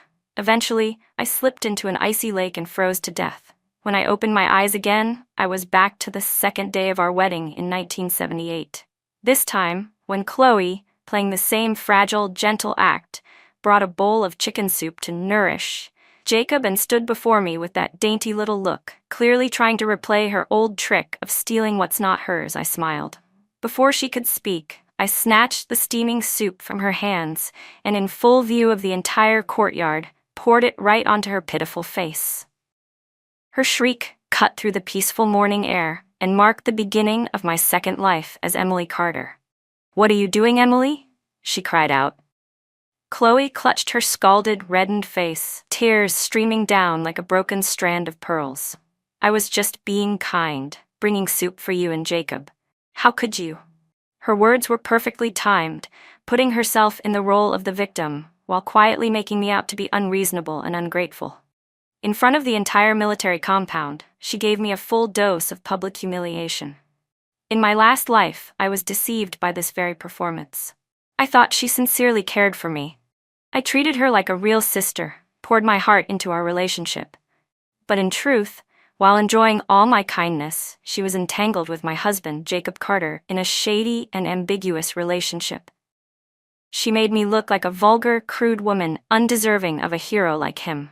In the end, she even had a hand in my accident, my fall into the freezing lake that cost me everything. I looked at her, my heart cold as ice.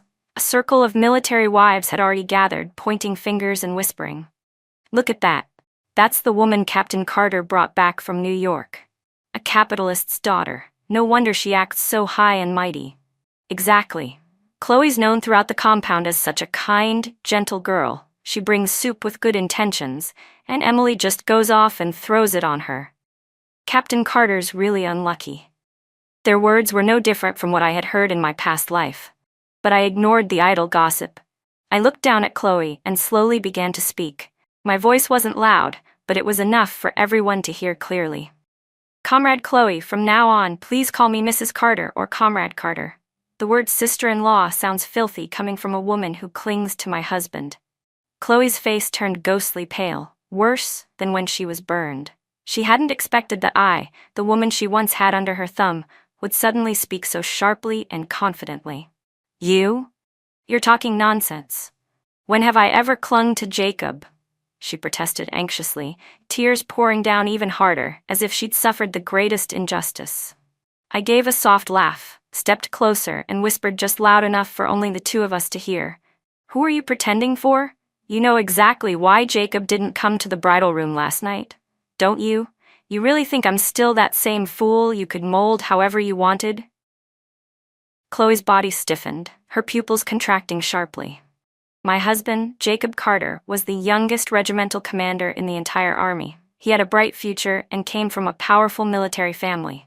Meanwhile, I, Emily Carter, was the daughter of a disgraced capitalist household, carrying a bad class label. Our marriage was an unexpected arrangement. In my past life, I was insecure and hypersensitive. Chloe's manipulations easily drove a wedge between me and Jacob. I quarreled with him constantly, eventually alienating everyone and losing everything. But this time, the rules were going to change. I didn't even spare Chloe another glance. Instead, I turned to the gathered military wives, raised my voice just slightly, and addressed them with calm resolve. "Ladies, I know many of you are curious, or perhaps a little prejudiced about me, the newcomer. It's true that my father's background isn't ideal, but that doesn't mean I won't take my marriage seriously. Since I married a soldier, I am a soldier's wife. I will prove, with my actions, that I am worthy of Jacob Carter, and of the honor that comes with this uniform." When I finished, I bowed deeply, not to plead or argue, but to show a calm, steady dignity and a promise that echoed loud and clear. The murmurs around us gradually quieted. The military wives who had previously looked at me with judgmental eyes now wore expressions of contemplation. Just then, a tall, strong figure stepped out from the morning training formation. He wore a sleeveless olive-green military tank top that outlined his lean, muscular build. A thin layer of sweat clung to his sun-bronzed skin. His brow was furrowed, his eyes sharp as a hawk's. It was my husband, Jacob Carter. His gaze swept over Chloe, who looked utterly humiliated, then landed on me, and finally stopped at the broken bowl and spilled soup on the ground. "What's going on?" he asked. His voice was low and raspy from exercise, tinged with the breathlessness of someone who had just finished a workout, yet filled with an unmistakable authority. Chloe, as if seeing her savior, immediately rushed toward him, crying with the pitiful fragility of a weeping willow. "Jacob, I just wanted to bring you both some soup. I don't know why, Emily." All eyes turned to Jacob. I knew this was the first real test in my new life. How he responded would determine my standing in the compound from here on out. In my past life, he had scolded me without question, forcing me to apologize to Chloe in front of everyone. My dignity had been crushed underfoot. What would happen this time? I met his eyes without a hint of fear, calmly awaiting his judgment. Jacob glanced at the tear-streaked Chloe, his frown deepening, but he didn't rush to comfort her. Instead, he pulled a handkerchief from his pocket and walked over to me. Then he gently took my hand. I froze. His large, calloused palm was rough with thick calluses, yet radiated warmth. He examined my hand carefully, as if making sure I hadn't been burned. "You," he looked up at me, his dark eyes locked onto mine. "Are you hurt?" The courtyard fell into dead silence once more. Chloe's crying stopped abruptly. She stared at us in disbelief, her eyes full of jealousy and resentment. I looked at Jacob, the man I had hated for 10 years in my past life, resented for 10 years, only to realize too late before my death that I had misunderstood everything. I shook my head slightly and whispered, "I'm fine." Only then did he breathe a quiet sigh of relief. He turned to Chloe, and in an instant his gaze turned icy, as if summer had suddenly turned to winter. "Chloe," he said coldly, calling her by her full name.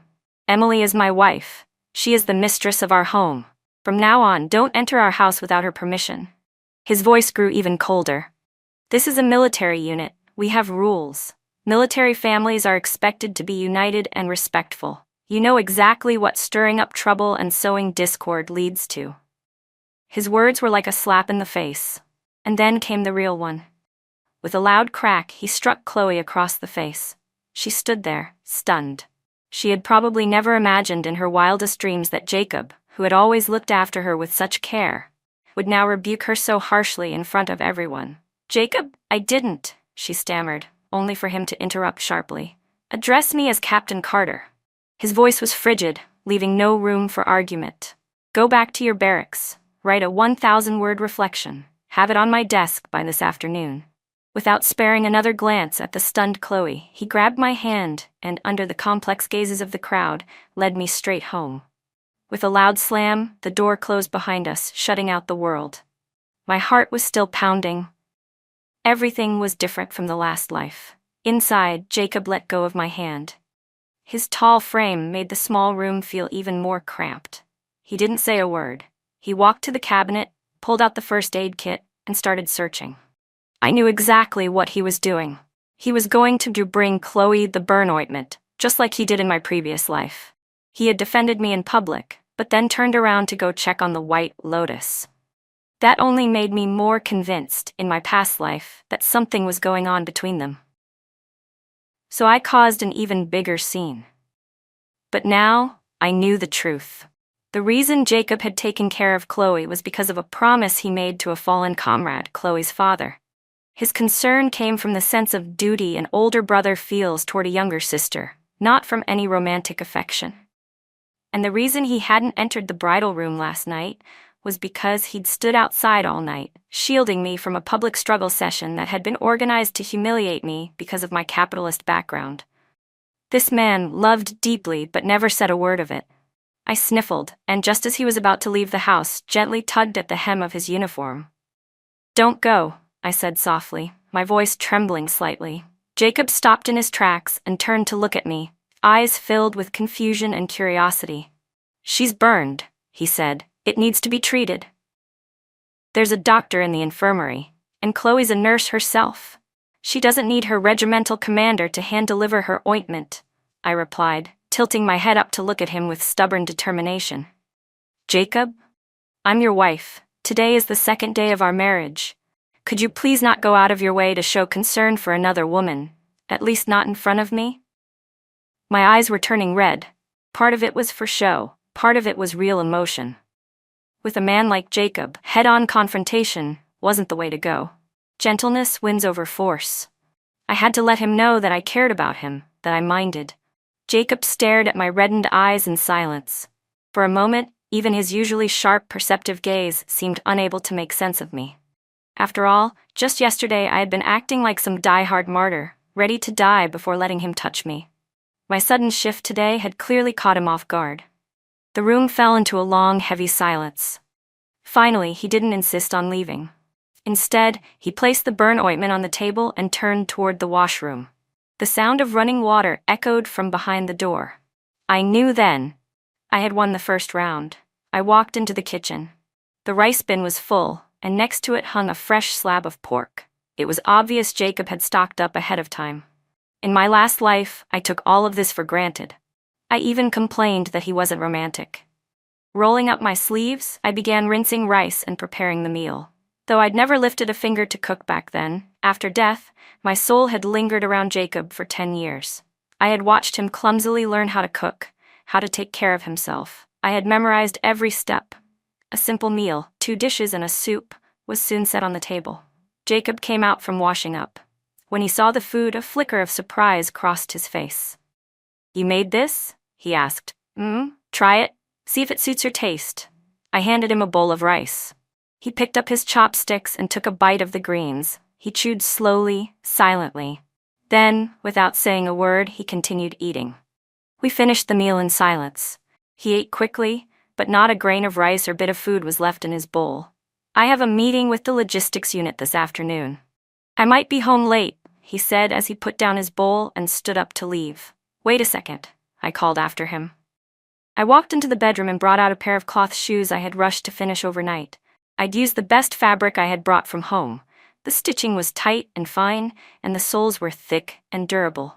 In my last life, I never got the chance to give him these shoes, not even before I died. "Your military boots are too hard. Wearing them for too long is bad for your feet. Try these," I said, holding them out to him. Jacob's gaze dropped to the shoes. He didn't move for a long time. I knew exactly what he was thinking. To everyone else, I was a spoiled daughter of a wealthy family. How could I possibly know how to sew? "My mom taught me," I said softly. "She said, if you want to win a man's heart, you have to." I didn't even finish my sentence before realizing how bold it sounded for this era. My cheeks instantly flushed with heat, but Jacob acted like he hadn't heard the latter part of what I said. He quietly took the cloth shoes from my hands, removed his military boots, and slipped the new pair on. They fit perfectly. He stood up, walked a few steps, then looked at me, his eyes filled with an emotion I couldn't quite read. "They fit well," he said in a low voice. "Thank you." It was the first time he had ever said thank you to me. After Jacob left, I started tidying up the house. I had just finished sweeping the floor when there was a knock at the door. I thought maybe it was one of the military wives coming by to chat, but when I opened it, I found a young officer I didn't recognize. His name was Harrison Chen, Jacob's orderly. He had thick brows, sharp eyes, and an air of uprightness. When he saw me, his face flushed slightly, and he looked a bit nervous. It was my first time meeting him. I noticed a small engraving of a sailboat on his canteen, likely a keepsake that meant something important to him. "Mrs. Carter," he said quickly, clearly aware of what had happened earlier that morning. He corrected himself immediately, with practiced respect. "The captain asked me to deliver this to you." He handed me a craft paper envelope. I opened it and found food ration coupons, fabric vouchers, meat tickets, and a thick stack of crisp brand new bills, 200 yuan in total. "The captain said from now on, all the household money and ration tickets are to be managed by you," Harrison relayed. After saluting me, he turned and ran off. Holding that thick stack of money and vouchers, I was overwhelmed by emotion. 200 yuan was a small fortune in this era. Jacob's monthly allowance was only 70 or 80 yuan at best. He had just handed over all his savings and resources to me. That kind of trust weighed heavily on my chest. As I stood there deep in thought, Aunt Zhang from next door poked her head in. She was warm-hearted and known around the compound for always being in the know. "Emily, busy are you?" she asked cheerfully. "Hello, Aunt Zhang," I replied politely. "You really married well, sweetie," she said, stepping closer and lowering her voice to a conspiratorial whisper. "You wouldn't believe what your Jacob did this morning." We were all stunned. He even stood up to the mayor's sister-in-law and made her write a self-reflection. My heart stirred. The mayor's sister-in-law? That's Chloe, of course. Aunt Zhang slapped her thigh dramatically. "Her brother-in-law is our division's chief of staff. She usually walks around like she owns the place, always looking down on everyone. No one dares mess with her, except your husband. Captain Carter isn't afraid of anyone." So that was it. Chloe's backing was the division's chief of staff. No wonder she could run wild in the compound in my past life, trampling me underfoot. This game was more complicated than I had realized. As I processed everything, Aunt Zhang leaned in even closer, her voice turning secretive. "Emily, now don't mind me saying this, but you'd better keep a close eye on your husband. That Chloe's been trailing after him since they were kids. Don't let her innocent act fool you. She's rotten underneath." "Thank you for the reminder, Aunt Zhang," I said sincerely, giving her a grateful smile. Turns out the people around me had seen things clearly all along. I was just too blinded in my past life, to listen to any of them. After seeing Aunt Jang off, I closed the door and looked at the money and ration tickets in my hands.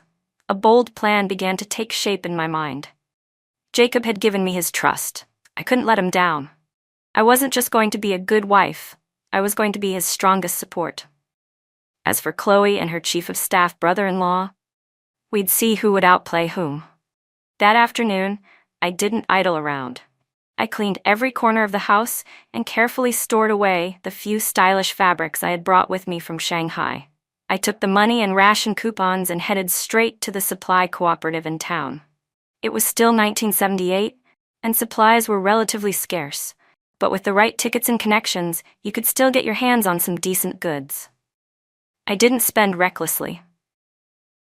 Instead, I planned everything carefully, purchasing basic seasonings, a few pounds of coarse grains, and, breaking from the usual, a stewing hen and some traditional Chinese medicinal herbs.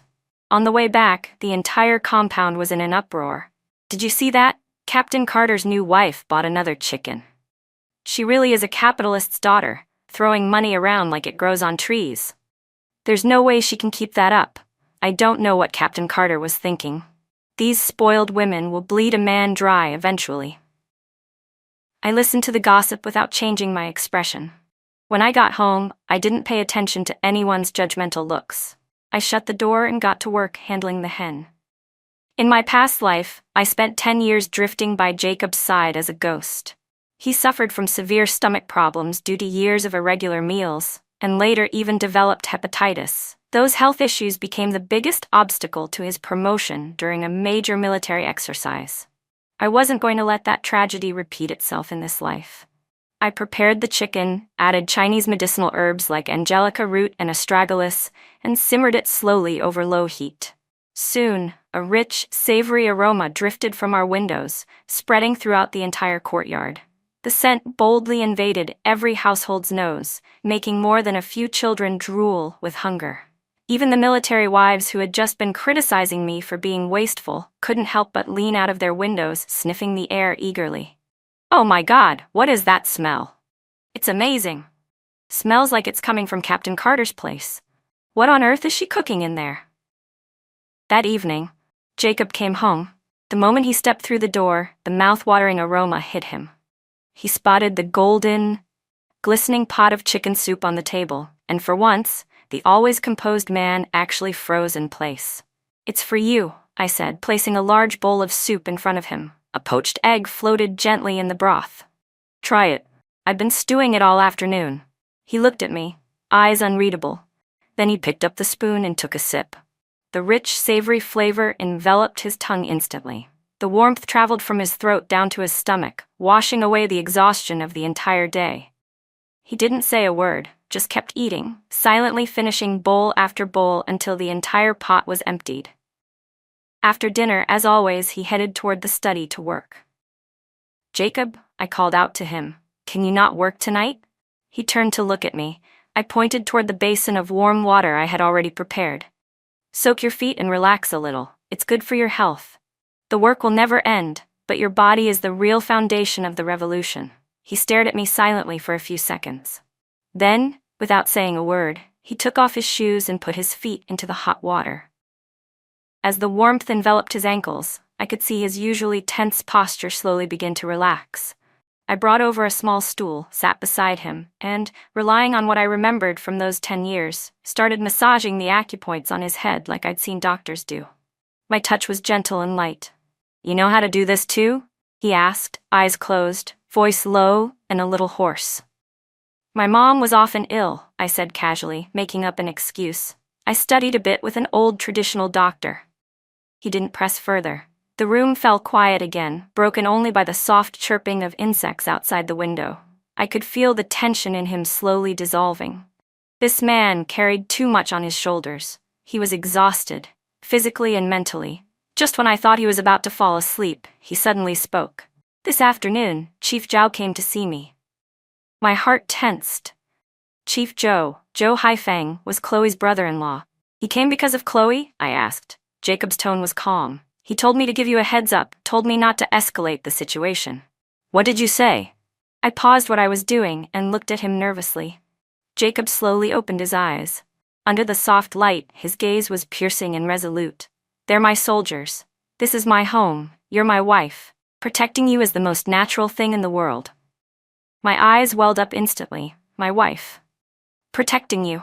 In my past life, I waited until death to hear those words, and they never came. He went on, his voice low. "Zhou Haifeng also said, your background isn't clean. He warned me to be cautious, to avoid letting a woman ruin my future." That was his real goal, using my family background to pressure Jacob, to make him reconsider me. "And what did you say?" My voice trembled slightly. Without a word, Jacob suddenly reached out and pulled me into his arms.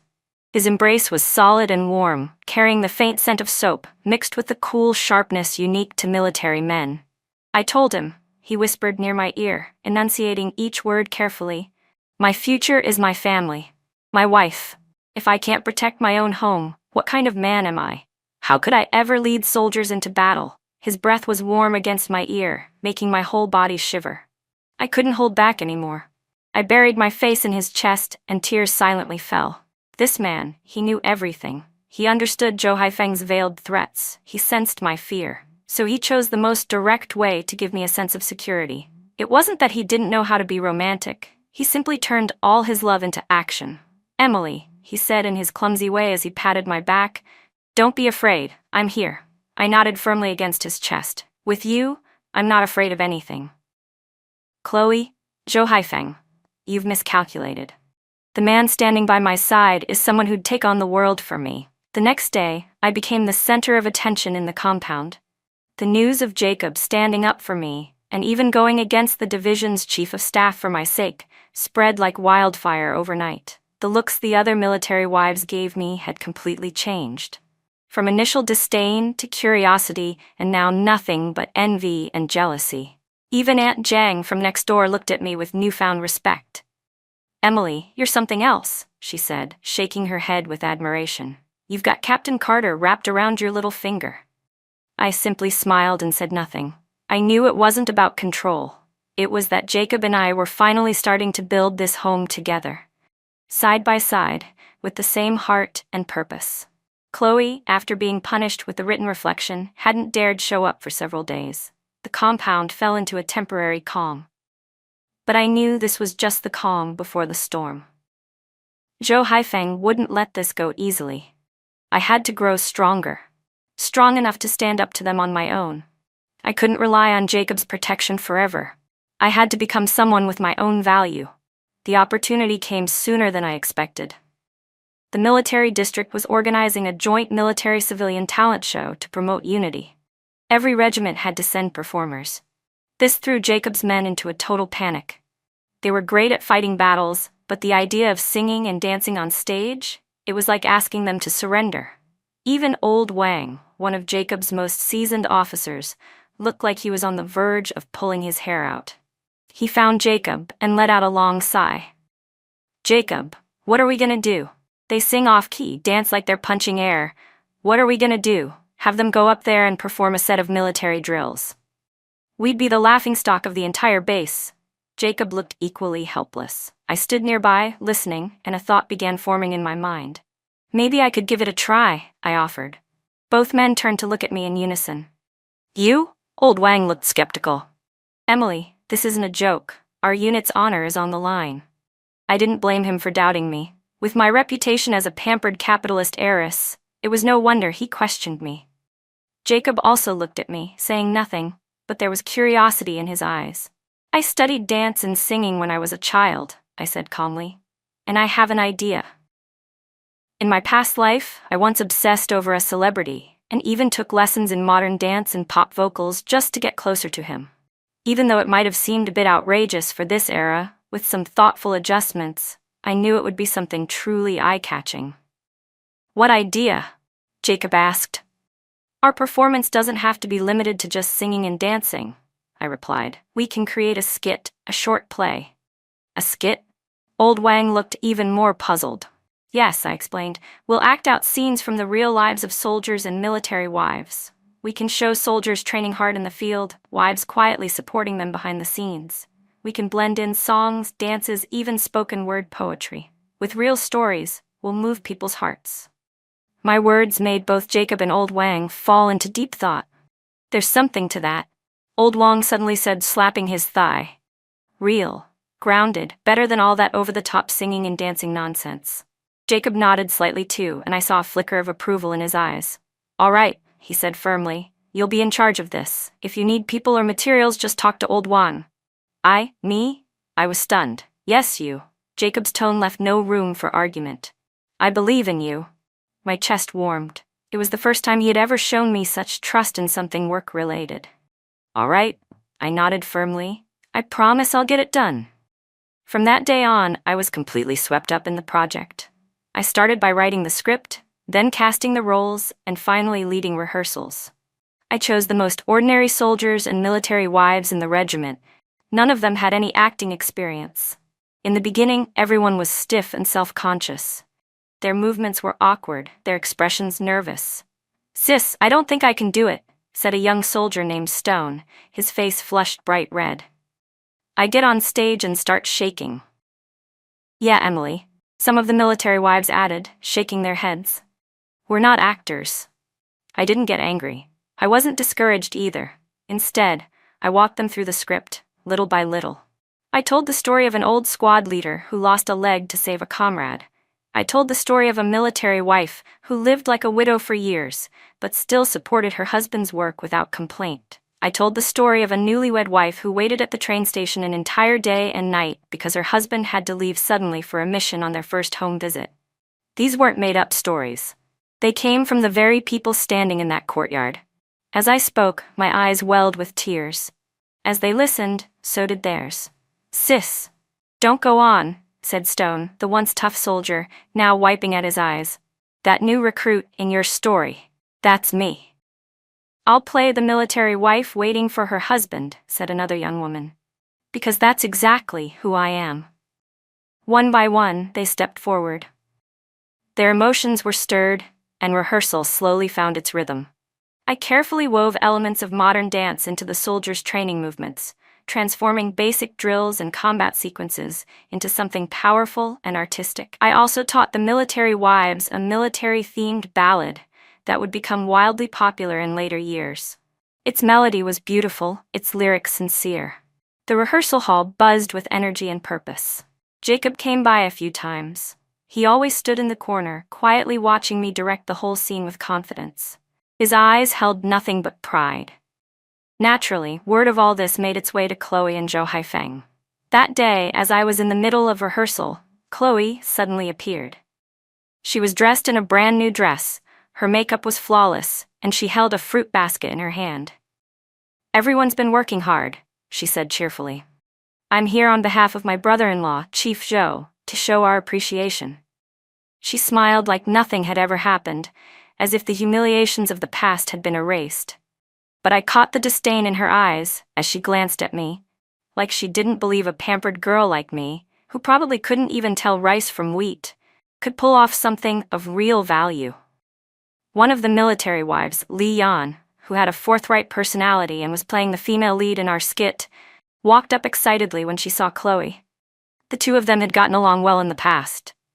Chloe, you're finally here. Come check out the program. We're rehearsing one of Emily's scripts. It looks pretty, Chloe said with a smile, though a flash of disdain flickered in her eyes. She stepped right into the center of the practice area, just as we were rehearsing a scene where the military wives were sewing and mending uniforms for the soldiers. What's this supposed to be? She asked, feigning surprise. Looks more like some sort of spirit-calling ritual. She covered her mouth and laughed dramatically, as if she didn't just insult everything we were doing. The atmosphere froze. Everyone's expression changed instantly. Li Yan's face went pale, then flushed red. Her husband had just died in action not long ago. This dance meant the world to her. Chloe's words were like salt poured directly into her open wound. My face darkened, and I was about to speak, but Li Yan beat me to it. With a loud smack, she threw the basket of thread and fabric onto the ground. She pointed straight at Chloe's nose and snapped, "Watch your mouth, Chloe." What do you mean, spirit calling? We're mending uniforms for our husbands. We're supporting them as they protect this country. What the hell do you know? You're just some doll who only knows how to put on makeup and throw your brother-in-law's name around like it means something. Who gave you the right to look down on us?" Leon's outburst was like a spark tossed into dry grass. The rest of the military wives glared at Chloe with righteous fury. Chloe was clearly rattled. Her face went pale, and she instinctively stepped back. "I didn't mean it like that." "Yes, you did," Leon shot back, relentless. "You've always looked down on us. You looked down on our husbands, who shed blood and sweat. I was blind to ever think of you as a friend. From today on, if you dare show your face here again during rehearsals, I'll beat you every time I see you." Leon had always been quiet and reserved since the army assigned her a light-duty librarian job after her husband's death. But today, she was like an enraged lioness. On her wrist was a well-worn string of Bodhi beads, her husband's keepsake. Chloe was panicked now. She hadn't expected her careless words to stir up such a hornet's nest. She looked at me for help, eyes pleading, but I simply stared at her coldly, saying nothing. Just as the tension reached its peak, Jacob and Political Officer Wang arrived. The moment Jacob saw the scene in front of him, his brows furrowed deeply. "What's going on here?" he asked sternly. Chloe, spotting what she thought was her savior, rushed over in tears. "Jacob, I was just here to deliver some fruit." "But Leon..." She didn't get to finish. Leon stepped forward, cutting her off immediately and recounting the entire situation in detail. By the time she finished, Jacob's expression had turned ice cold. He looked at Chloe, disappointment and disgust written all over his face. "Chloe, it seems your last written reflection meant nothing to you," he said flatly. "Starting today, all of your military family benefits are revoked. You're to move out of the compound." This punishment hit her harder than any slap. Being forced to move out meant she'd lose all proximity and access to Jacob, for good. "No, Jacob, you can't do this to me. My brother-in-law is Zhou Haifeng," she screamed. "He's welcome to come talk to me," Jacob said without emotion. "Or you can choose to go explain your words to the military tribunal. See if they think what you said earlier qualifies as undermining military morale."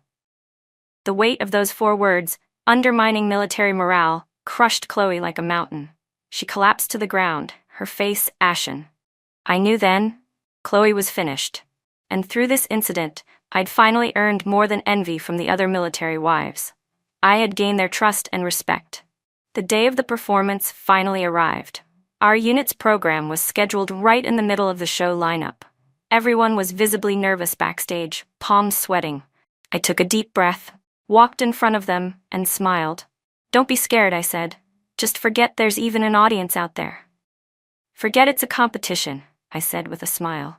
"Just imagine we're back at our own training ground, in our own home. All you need to do is bring out your truest selves, your most sincere emotions, and that's more than enough." My words calmed everyone down like a steadying balm. Slowly their tension began to ease. The curtain lifted. The lights came on. The stage was set to resemble a training field. A group of young soldiers marched forward, shouting bold slogans, performing synchronized military drills. Their movements had hints of the dance elements I had taught them. Hard yet fluid, full of power and grace. The audience was captivated immediately. Then the scene shifted. A warm light illuminated the other side of the stage, where a group of military wives sat on small stools, quietly sewing uniforms. Their dance was gentle, but filled with strength. Every gesture held deep love and longing for their husbands. Leon sat in the center. As she sewed, she softly hummed the ballad I had taught her. "I walk you past the little village gate. There's something I must say. Though the flowers bloom by the roadside, don't go picking them on your way." The melody was simple, and the lyrics carried a hint of playful warning, but it stirred laughter from the audience with its sweet sincerity. The story continued to unfold. The joy of new recruits joining the army, the loneliness of standing watch at distant borders, the solemn courage of injuries in battle, the priceless warmth of receiving a letter from home. Each scene was drawn from their real lives. Nothing extravagant, no fancy effects, just pure emotion, real and raw. When the actors reached the part where soldiers crawled through mud, covered in dirt, and the wives quietly cried while reading letters from their husbands confirming they were safe, the audience was already filled with sniffles and tears. Even the leaders from the division, seated in the judge's row, were visibly moved, eyes red, heads nodding with deep emotion. At the very end, all the actors, soldiers and wives alike, stood side by side on stage, hand in hand. The background music swelled. It was the rousing chorus of "Unity is strength. Unity is strength. This strength is iron. This strength is steel. Stronger than iron, stronger than steel." Their voices echoed throughout the auditorium, shaking every heart present. When the curtain fell, there was a moment of silence. Then, thunderous applause. Long, unending, erupting like a wave. I knew. We had done it. Backstage, everyone hugged each other, laughing and crying at once. Political Officer Wong's face was red with excitement. He couldn't stop patting me on the shoulder. "Emily, you're even better than the men. You're the pride of our whole regiment." Jacob didn't say a word. He simply walked up and, right in front of everyone, wrapped me in a tight embrace. "You make me proud," he whispered into my ear. In the end, our performance won first prize, without suspense. The division commander himself presented the award to our unit. As he shook Jacob's hand, his tone was full of emotion. "Jacob, your unit has taught us all a lesson today. This is what military art should be, real, heartfelt, and powerful." Then he turned to me, eyes filled with admiration. "You must be Comrade Emily Carter. Well done, you're no ordinary military wife." Flushed with surprise, I quickly saluted. "To serve the people." The commander burst into hearty laughter. That night's performance officially etched my name, Emily Carter, into the records of the division. I was no longer just the troublesome capitalist daughter. I had become Jacob Carter's capable partner, a military wife of the new era, thoughtful, talented, and strong. But the happiest of all were the soldiers and wives from our regiment. We hadn't just won a trophy, we had earned true respect. At the celebration banquet, they lifted me high into the air. I looked down at all the smiling, genuine faces below, and at Jacob, standing just outside the crowd, his eyes focused entirely on me. My heart overflowed with a fulfillment and happiness I had never known before. Still, I didn't let victory go to my head. While everyone else celebrated, I noticed a figure lurking in the dim corner of the auditorium, Zhou Haifeng, staring straight at me with a cold, calculating gaze. I knew he and Chloe wouldn't back down that easily. The real challenge was only beginning. But the success of the performance made life in the compound significantly easier. The military wives stopped excluding me. In fact, they started coming to me for advice about everything, from household matters to parenting. I had unknowingly become their go-to person, their backbone. I didn't waste the momentum. Riding the wave of goodwill, I pitched an even bolder idea to Jacob and Political Officer Wong, forming a military wives mutual support group. "A mutual support group?" Officer Wong asked, puzzled. "Yes," I explained. "Many of the wives here in the compound have their own unique skills. Aunt Zhang makes incredible pickled vegetables. Mrs. Li is gifted with needlework, like a professional embroiderer. And Sister Wang used to be a well-known barefoot doctor back in her hometown. These are all valuable resources. My idea is to organize everyone. Those with skills can teach, those without can learn. We can grow together. We could even make products, pickles, preserved vegetables, handmade cloth shoes, local snacks, and sell them in town. It would bring in extra income and improve everyone's quality of life." At the time, this suggestion was nothing short of revolutionary. Starting a civilian business within a military compound? It sounded dangerously close to capitalism. Officer Wong's brow furrowed immediately. "Emily, I'm not sure this aligns with regulations. If someone accuses us of promoting capitalist ventures, it could get serious." I understood his concerns. I turned to Jacob. He had been listening in silence the whole time, but now he finally spoke. "My father wrote me," he said, casually adding at the end. He mentioned the third plenary session of the 11th Central Committee, just wrapped up. The nation's new direction is to focus on economic development. He looked at Officer Wong and me, then continued. He told us grassroots cadres to free our minds, take bolder steps, and move faster. Jacob looked at me then, his gaze filled with encouragement. "It's a great idea. Military wives live hard lives. If this improves their living conditions without interfering with military discipline, then it's one of the best ways to support our men on the front lines. I support you." His words were firm and decisive. With Jacob's backing, Officer Wong's doubts eased considerably. "Well then, Maybe we can try it on a small scale first, he asked, testing the waters. We go for it, Jacob said, sealing the deal. And just like that, the Military Wives Mutual Support Group was born, quietly but officially. I gathered the wives and shared my idea. At first, only a few responded. Most were hesitant, worried about taking risks or attracting unwanted attention. I didn't push. Instead, I got started with a few willing ones, Aunt Zhang and Mrs. Li included. Aunt Zhang's pickled vegetables were crisp and tangy, while Mrs. Li's cloth shoes were sturdy and comfortable. Using the design sensibility I had brought from the future, I helped them improve their packaging. I added custom embroidered patterns to the shoes and designed simple but appealing labels. Then I asked a young soldier named Zhao Yang, who was going home for the weekend, to bring our first batch of goods to a department store in the city to test sell. Zhao was clever and quick-witted, and his father just so happened to be the head of procurement at that very department store. After hearing my plan, Zhao Yang pounded his chest and promised to get the job done. He had a nervous habit of tugging on his earlobe whenever he felt pressure, but he never backed down.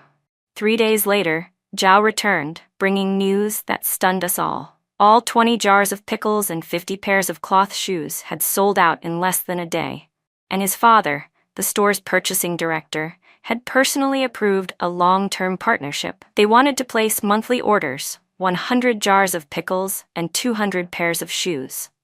The news spread through the compound like an explosion. Those wives who had been watching from the sidelines could no longer sit still. "Count me in, Emily," they said, one after another. "I can make pickled vegetables too. And me, my knitted sweaters are really beautiful. Emily, please, let us join you." Overnight, it seemed like every military wife in the compound had gathered at my doorstep, all eager to join the mutual support group. They competed to speak first, each one more enthusiastic than the last. I stood there, taking in the bustling scene, my heart swelling with a deep sense of accomplishment. But the brighter the flame, the bigger the shadow. As our side business thrived, it was only a matter of time before Zhou Haifeng took notice. That day, Jacob was in the middle of a meeting at the regiment. A military jeep pulled up suddenly in front of our house. Zhou Haifeng stepped out with 2 military police officers, a stern look on his face. "Comrade Emily Carter," he called out loudly, making sure the entire courtyard could hear him. "You've been reported for illegally organizing production within the military compound, engaging in speculative profiteering, and making illicit gains. You are to come with us for investigation." The military wives nearby were frightened and scattered, quietly slipping back into their homes without a sound. I gave a cold laugh inwardly. So it had come to this after all. But I didn't panic. I looked straight at him and said calmly, "Chief Zhou, we are following the nation's call to boost the economy and improve the quality of life for military families. How exactly is that considered profiteering?" "You don't get to decide what is or isn't profiteering," Zhou Haifeng sneered. "Take her." The 2 military police stepped forward, reaching for my arm, when a sharp voice rang out behind them. "Stop." Jacob had returned, accompanied by Political Officer Wang and a group of senior officers. He rushed over, placing himself between me and the guards like a towering wall no one could get past. His face was stone cold as he stared down Zhao. "Chief Zhou, you're trying to take my wife away. Have you asked me, her husband the regimental commander?" Zhao's expression darkened. "I'm performing official duties. Don't interfere." Jacob gave a cold laugh. "Then show your evidence.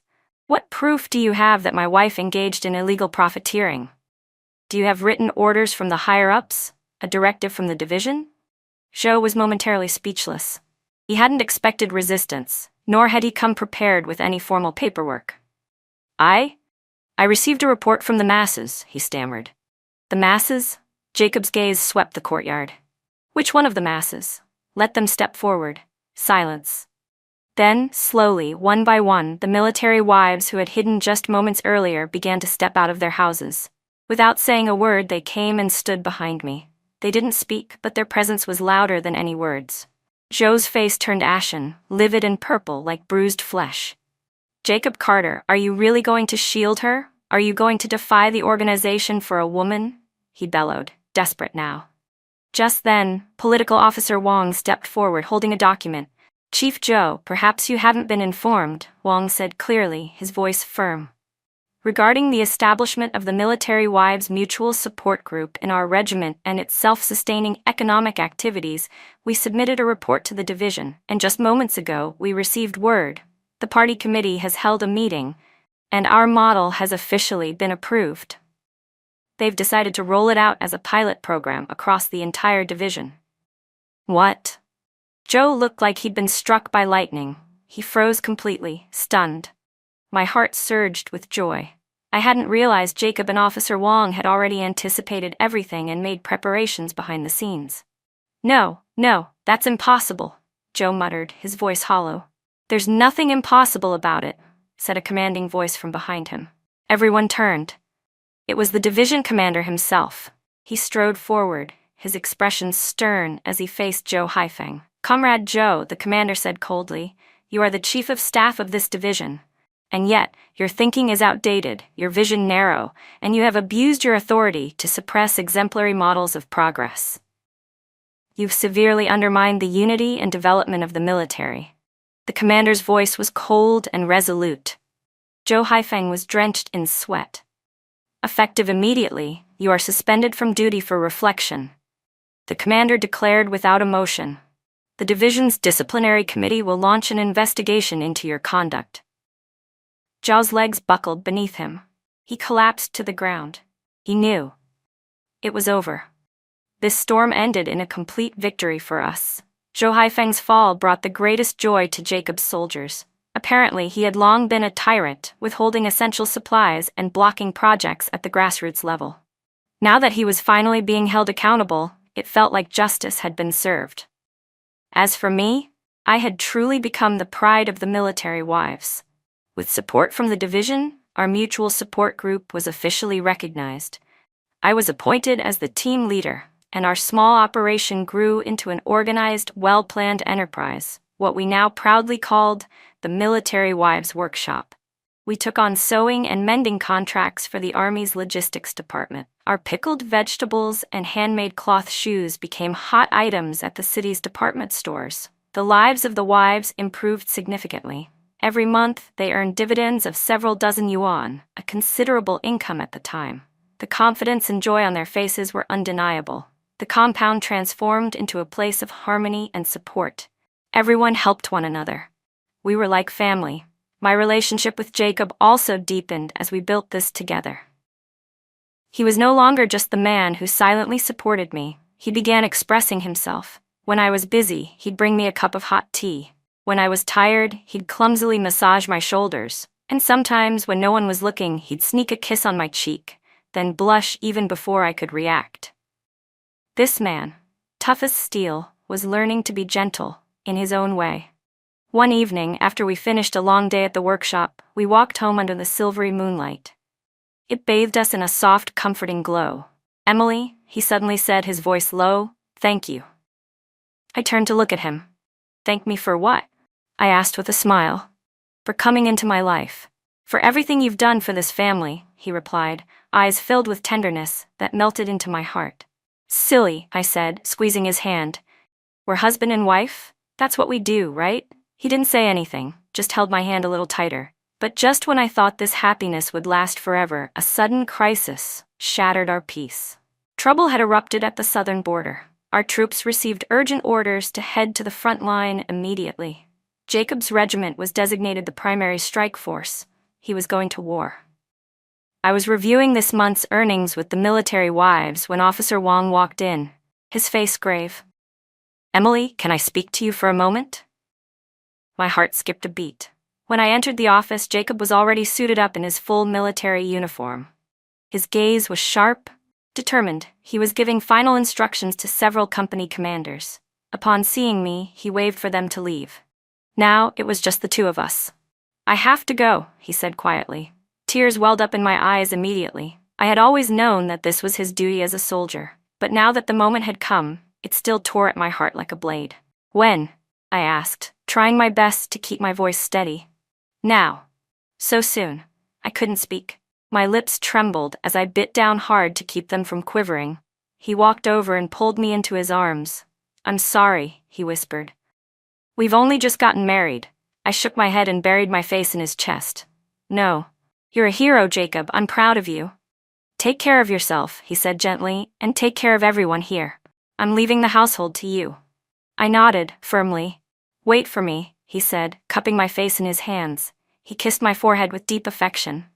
Then he turned and walked away. Without hesitation. He walked away with long, determined strides, never once looking back. I stood at the window, watching the troops assemble urgently on the parade ground, watching my husband board the military truck heading toward the front line, swallowed up by the night.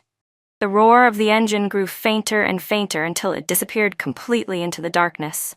I could no longer hold back my tears. They streamed down uncontrollably. "Jacob, please come back safely. I'll be waiting for you."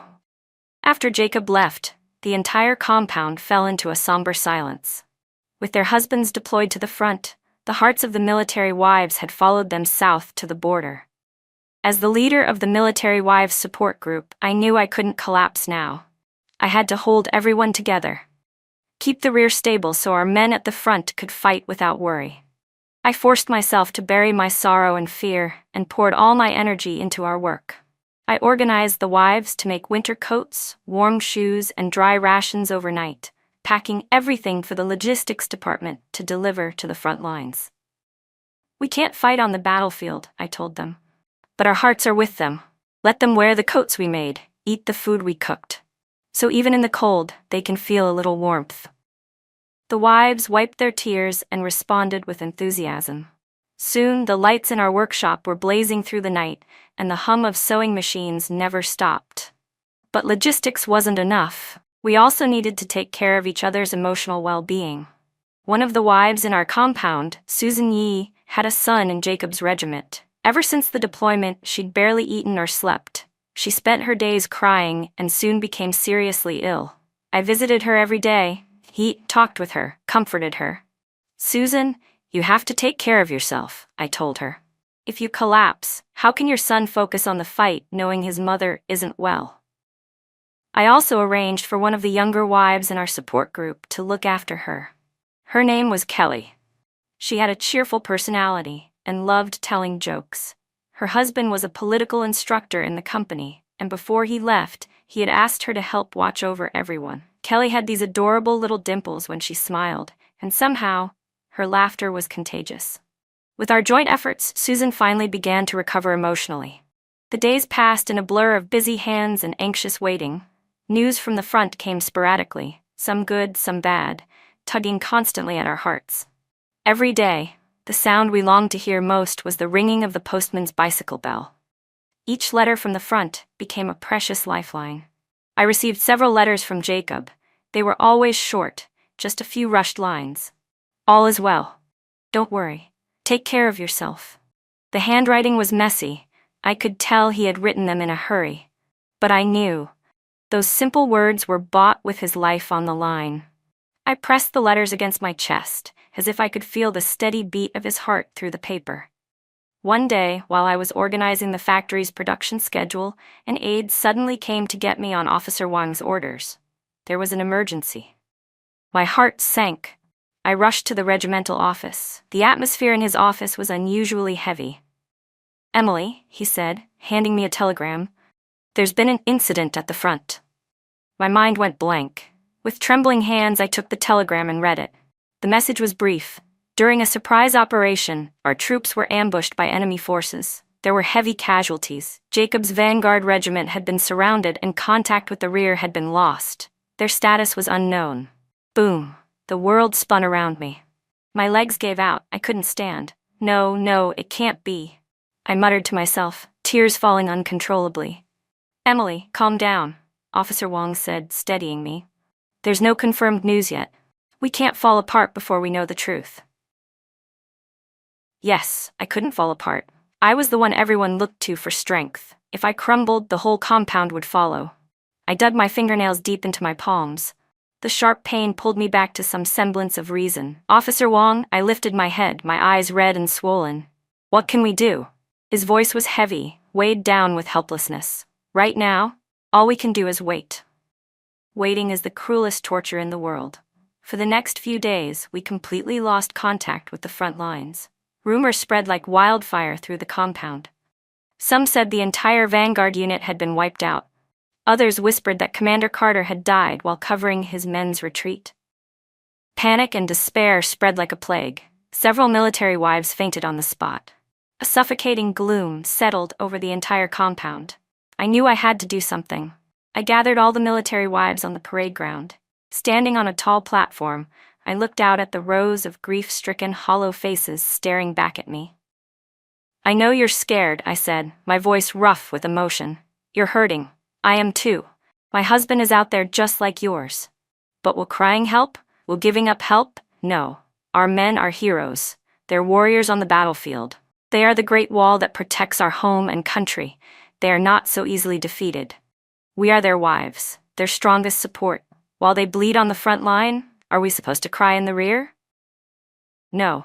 What we need now isn't despair, and it's not spreading rumors. We need to be stronger than ever. We must stand united. We must keep the home front safe, raise our children well, keep the factory running. We need to show our men that with us behind them, they can fight without fear.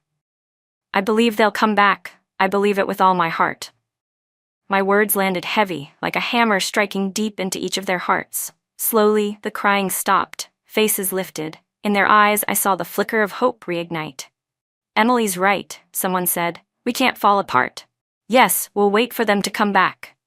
With renewed determination, everyone pulled themselves together. We turned our grief and fear into energy and focus. Production at the factory didn't just continue, it became even more efficient than before. We believed our strength was the best support we could give to the front line. But at night, when everything was quiet and I lay alone in our cold bed, fear crept in. "Jacob, where are you? Are you still alive?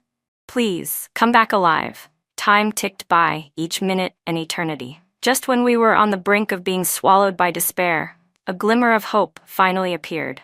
A scout unit made up of veteran soldiers managed to break through enemy lines and locate the trapped vanguard unit.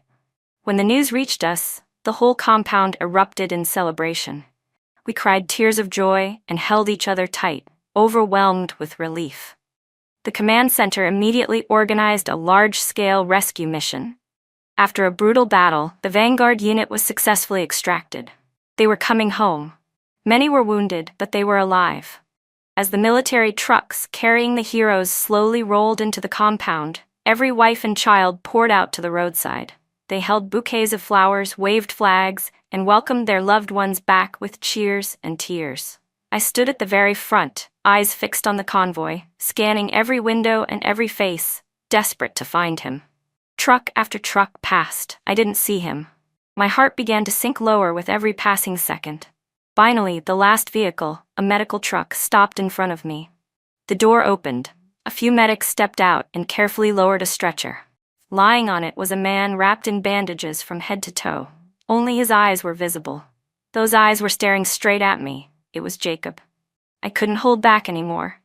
My tears came rushing down as I threw myself toward the stretcher and grabbed his uninjured hand. His hand was cold, but strong. "I'm home," he said, managing a faint smile. His voice was hoarse, barely audible. "Welcome home," I sobbed, completely overcome. Jacob's injuries were severe. While covering the unit's breakout, a piece of shrapnel had struck him in the back, just inches from his heart. If not for the timely rescue, he wouldn't have survived. In the days that followed, I stayed by his side in the hospital, never leaving him for a moment. I fed him, helped clean and dress his wounds. I had transformed from a pampered young lady into a devoted caregiver. His comrades often joked, "Commander, you didn't just marry a wife. You married an angel." Jacob would just smile without replying, but the way he looked at me, tender and full of unspoken love, said more than words ever could. Once his condition stabilized a bit, he introduced me to the hero who led the reconnaissance team during the battle. His name was Gao Chang, a man with tan skin and sharp, penetrating eyes. His left arm was in a cast from an injury he'd suffered in combat. He was the same soldier who had once been helped by Wei Wei Bai's father, but unlike her, Gao Chang was upright and never got involved in her schemes. "Sis-in-law, we really owe you," he said earnestly. If it hadn't been for the fried noodles you sent from the rear, we would have run out of food completely. Your care packages saved the whole unit." That was when I realized our seemingly small efforts had made a huge difference when it mattered most. Jacob told me that during their most desperate moments, while surrounded, it was thoughts of us waiting back home that gave them the strength to keep fighting. "Emily," he said, holding my hand, "you and the other wives are our greatest heroes." After the war, accolades followed. Jacob was awarded first-class merit for his leadership and bravery, and was exceptionally promoted to Deputy Division Commander. Meanwhile, our Military Wives Mutual Aid Group was officially recognized by the Military District Headquarters for outstanding contributions on the home front. I was selected as a representative to attend the commendation ceremony in Beijing. At the Great Hall of the People, I met Jacob's legendary father, my father-in-law. He was a dignified yet kind man, wearing a perfectly pressed military uniform with glinting stars on his shoulders. He patted my shoulder and said with pride, "Good girl. Our family is lucky to have a daughter-in-law like you." Returning from Beijing, a new chapter began in my life. Once Jacob had recovered and been discharged, we finally started living the peaceful and happy life we had longed for. One day, while I was at home making soup for him, Mrs. Liu, Wang's wife, came rushing over with a mysterious look on her face. "Emily, guess who I just saw in town?" "Who?" "Wei Wei Bai," she scoffed. "You wouldn't believe what she looks like now. She's scrubbing dishes in a tiny restaurant. After her brother-in-law was dismissed, her sister divorced her and moved back to her parents' house. No one's looking after her anymore." I listened calmly. I felt no pity, only a sense of closure. Those who are pitiful often have themselves to blame. Everything Wei Wei suffered now, she had brought upon herself. The grudges of my past life had come to an unexpected but satisfying end in this one. I didn't pay attention to her fate anymore, because my life was now filled with people and things that truly mattered. Years passed in the blink of an eye.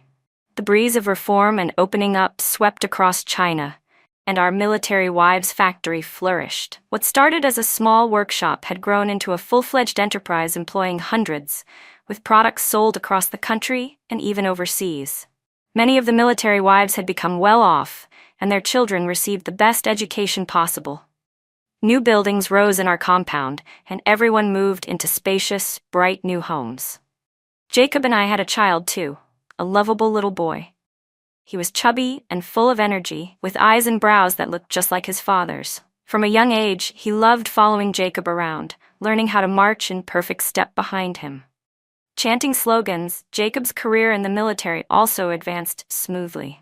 With his outstanding tactical skills and upright conduct, he climbed steadily, step by step, until he became the youngest commanding officer in the entire military district.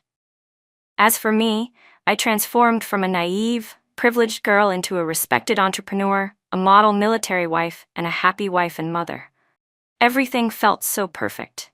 It was like living in a dream. That day was our wedding anniversary. Rarely free from social obligations, Jacob made it home early. He pulled out a bouquet of fiery red roses from behind his back and handed them to me. "Happy 10-year anniversary," he said, his eyes still burning with the same intensity they held when we first met. In those days, giving roses was already considered incredibly romantic. I smiled as I took the flowers, my heart as sweet as honey. "We're an old married couple now, why all the romance?" "In my eyes," he said, voice full of emotion, "you'll always be that girl who arrived at the compound wearing a red dress, glowing like fire." After dinner, we put our son to bed and sat together on the balcony, leaning against each other as we looked up at the stars. "Emily," he asked softly, "do you ever regret it?" "Regret what?" "Marrying me, following me, going through so much hardship." I shook my head and rested it gently on his shoulder. "No regrets," I whispered. "In my past life, what I regretted most was realizing everything too late and missing out on 10 years with you. This life gave me a second chance. That's the greatest gift I could ever ask for." He looked at me in confusion, not understanding. I just smiled and said nothing. Some secrets were meant to stay secret. What mattered most was that we held tightly to our happiness in this lifetime. Looking into his eyes, I said, "Jacob, do you know something? You're not romantic at all." He froze, looking completely caught off guard, like a kid who'd done something wrong. I stood on tiptoe and gently kissed him on the lips. "But I love you." He smiled, a smile brighter than all the stars above us. He wrapped his arms around me tightly, as if trying to merge me into his very soul. "I love you too," he said. "I've loved you since the very first moment I saw you." Turns out, it was never just one person chasing the other. It was always two hearts, drawn across time and space, choosing each other with unwavering certainty. Outside, the lights of 1,000 homes sparkled in the peaceful night. I knew Jacob had played his part in creating that peace, and my own happiness was simply this: to stand by his side, care for our family, and grow old together in the calm flow of time.